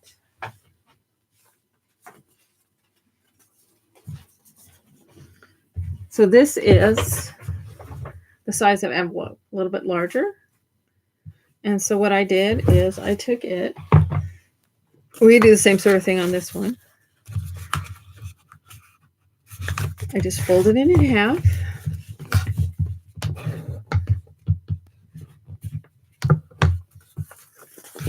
So then I took my flap and cut it down to fold. So then it wraps around. Now I shaped this at that same angle, but the problem is that then my white showed, so then I ended up trimming it. So what I think I'm going to do on this one is rather than shaping it, I'm just going to round the corner with a 1/2 inch. So it's hanging out a little so I didn't get it dead square. So trim it just a little tiny squinch. And then do the like so. So it still has a flat feel, but it doesn't have the angle as it does on this side. And I like that a lot better. So then that could go, I'm not going to do it on this page specifically, but I'm just showing you how that worked, is then this wrapped around, and I might drop it down close to the bottom edge, kind of like what I did here. So then I just attached it across the bottom and along this one side, or actually I just did it on the bottom on both sides. So then it can has a tag or a pocket here, and then there's a pocket here, and the same thing on the other side. So it does the same sort of thing. Now I can also make it extend out, you know, maybe stick it out so you can have a bigger tag, and then this also shows. So maybe this would stick out maybe 1/2 inch or so. It allows more of a pocket because it's just attached at the bottom.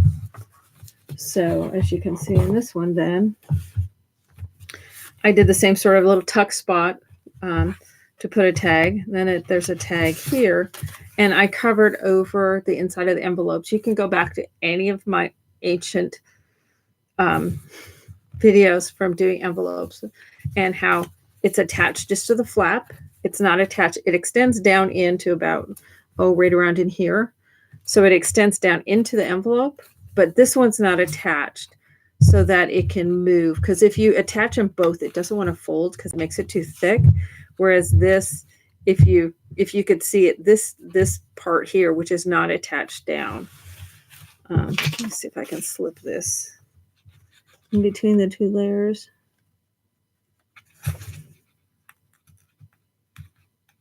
So this part that goes into the envelope is not attached. So that's sticking in between the two layers. It's covering it, but it allows for this flap to flip-flop. But I'm also leaving it open all the time, so it really doesn't much matter. But so you cover over that. So then I have a taller tag that fits in there, which is a little cozy. I took one of those bigger ones and trimmed it down. In terms of width, I need to trim it a little bit more. But see, then back behind it, I've got room for a tag. So just on this space alone, I have those 3 tags, and the same on the back. And this one, I made this kind of like a long skinny tag that this little guy can flip down in. So, and that's how I made that, was with this larger pocket that wraps around a page and extends out. And then I had that, so that flipped up, and that gave me an opportunity for another pattern paper. It could be any color. This, this color worked with that. It's also working with this one. So I probably will use this further back in the book. But that's how I made that one. So this type of page is what I did here on here. And this one I used 2 tiny little ones. This was the wrapped pocket, which we'll do. And this one was another one of those, the larger piece where it was 6 inches wide, and I did 2 inches to fold under and then attach. So that gave me a pocket on this side. So I just did a little collage on this side, and then these are some stickers that I just did onto a black background and attached this down, and then I did some white stitching. These are my 2 favorite pens for marking right now. Sharpie's got gel pens. These are Click gel pens in black, and it seems to write on. Sharpies tend to, writing on other surfaces, painted surfaces especially, they tend to get kind of messed up. I'm not having that problems with this Sharpie gel. Then the Uniball, the Signo Uniball in white writes about on pretty much everything. I wish Signo did one in black because that would be perfect. But these are great. On these craft pages, I did this little outline stitch, kind of gave it a finished edge because I didn't want to ink them all. So by doing that little white line on there, and it's just freehanded, so it's not perfect. And it made just a really kind of cute finishing without having feeling I had to ink. You could do the same thing with the black, but it also makes great for stitching if you don't want to stitch. I have access to my sewing machine now in where how I'm set up. But I don't always want to actually stitch on it. And sometimes it can be a challenge. So, doing all these little white things are just done with my pen. Here's some little black marks. So add your own marks, your own hand, even though this is all with commercially printed papers. Not everybody wants to do full on mixed media, paint everything and all that kind of stuff. So you can use commercially printed papers, but add your own mark to them.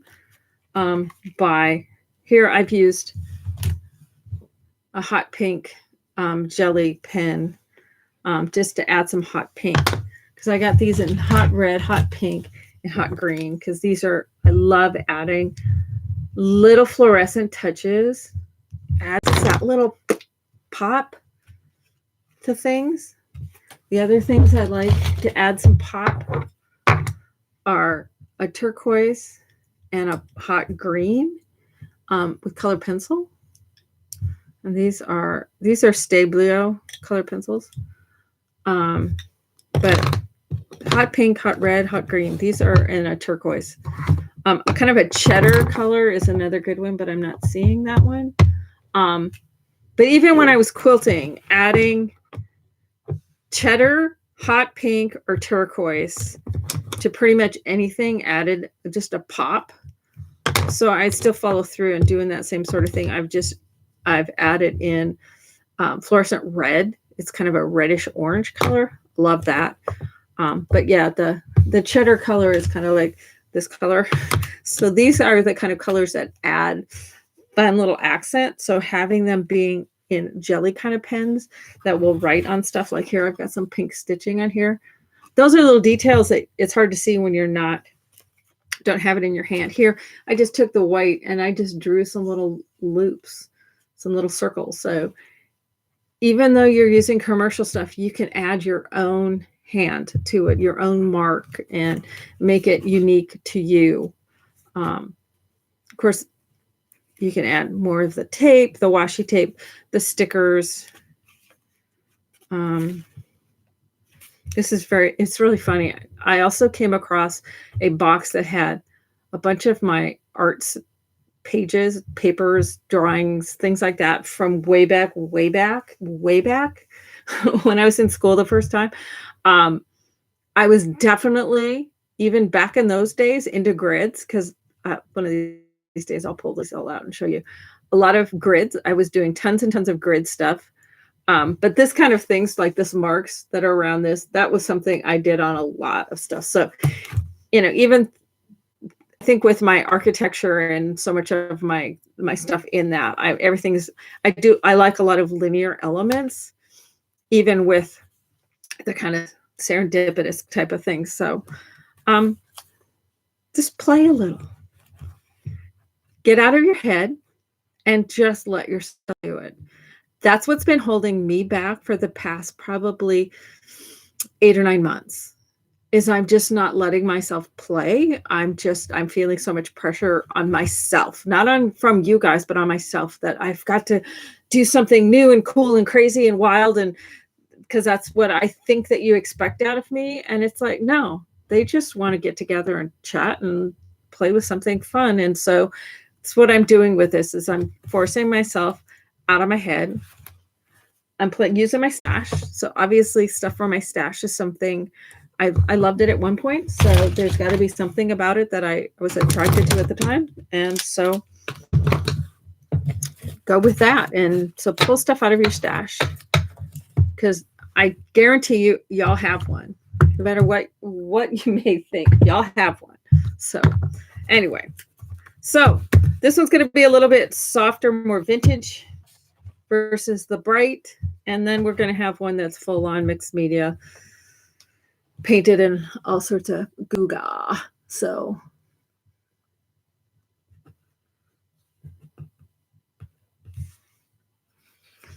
anyway, I gotta let you go. I have got kids chomping at the bit for some food, and yeah, and I probably have to do some stuff on changing some gauze thingies in my bonus kid's mouth. So anyway, I'm gonna let you guys all go. As I said, I can't switch cameras, so you're gonna just have to talk to the hands. But thank you all so much. Thank you also to Joy, to Pam for helping out with doing what they do, and also to Lois if she's watching this later. And so start one. Super easy. Just rip up your paperback book and turn it into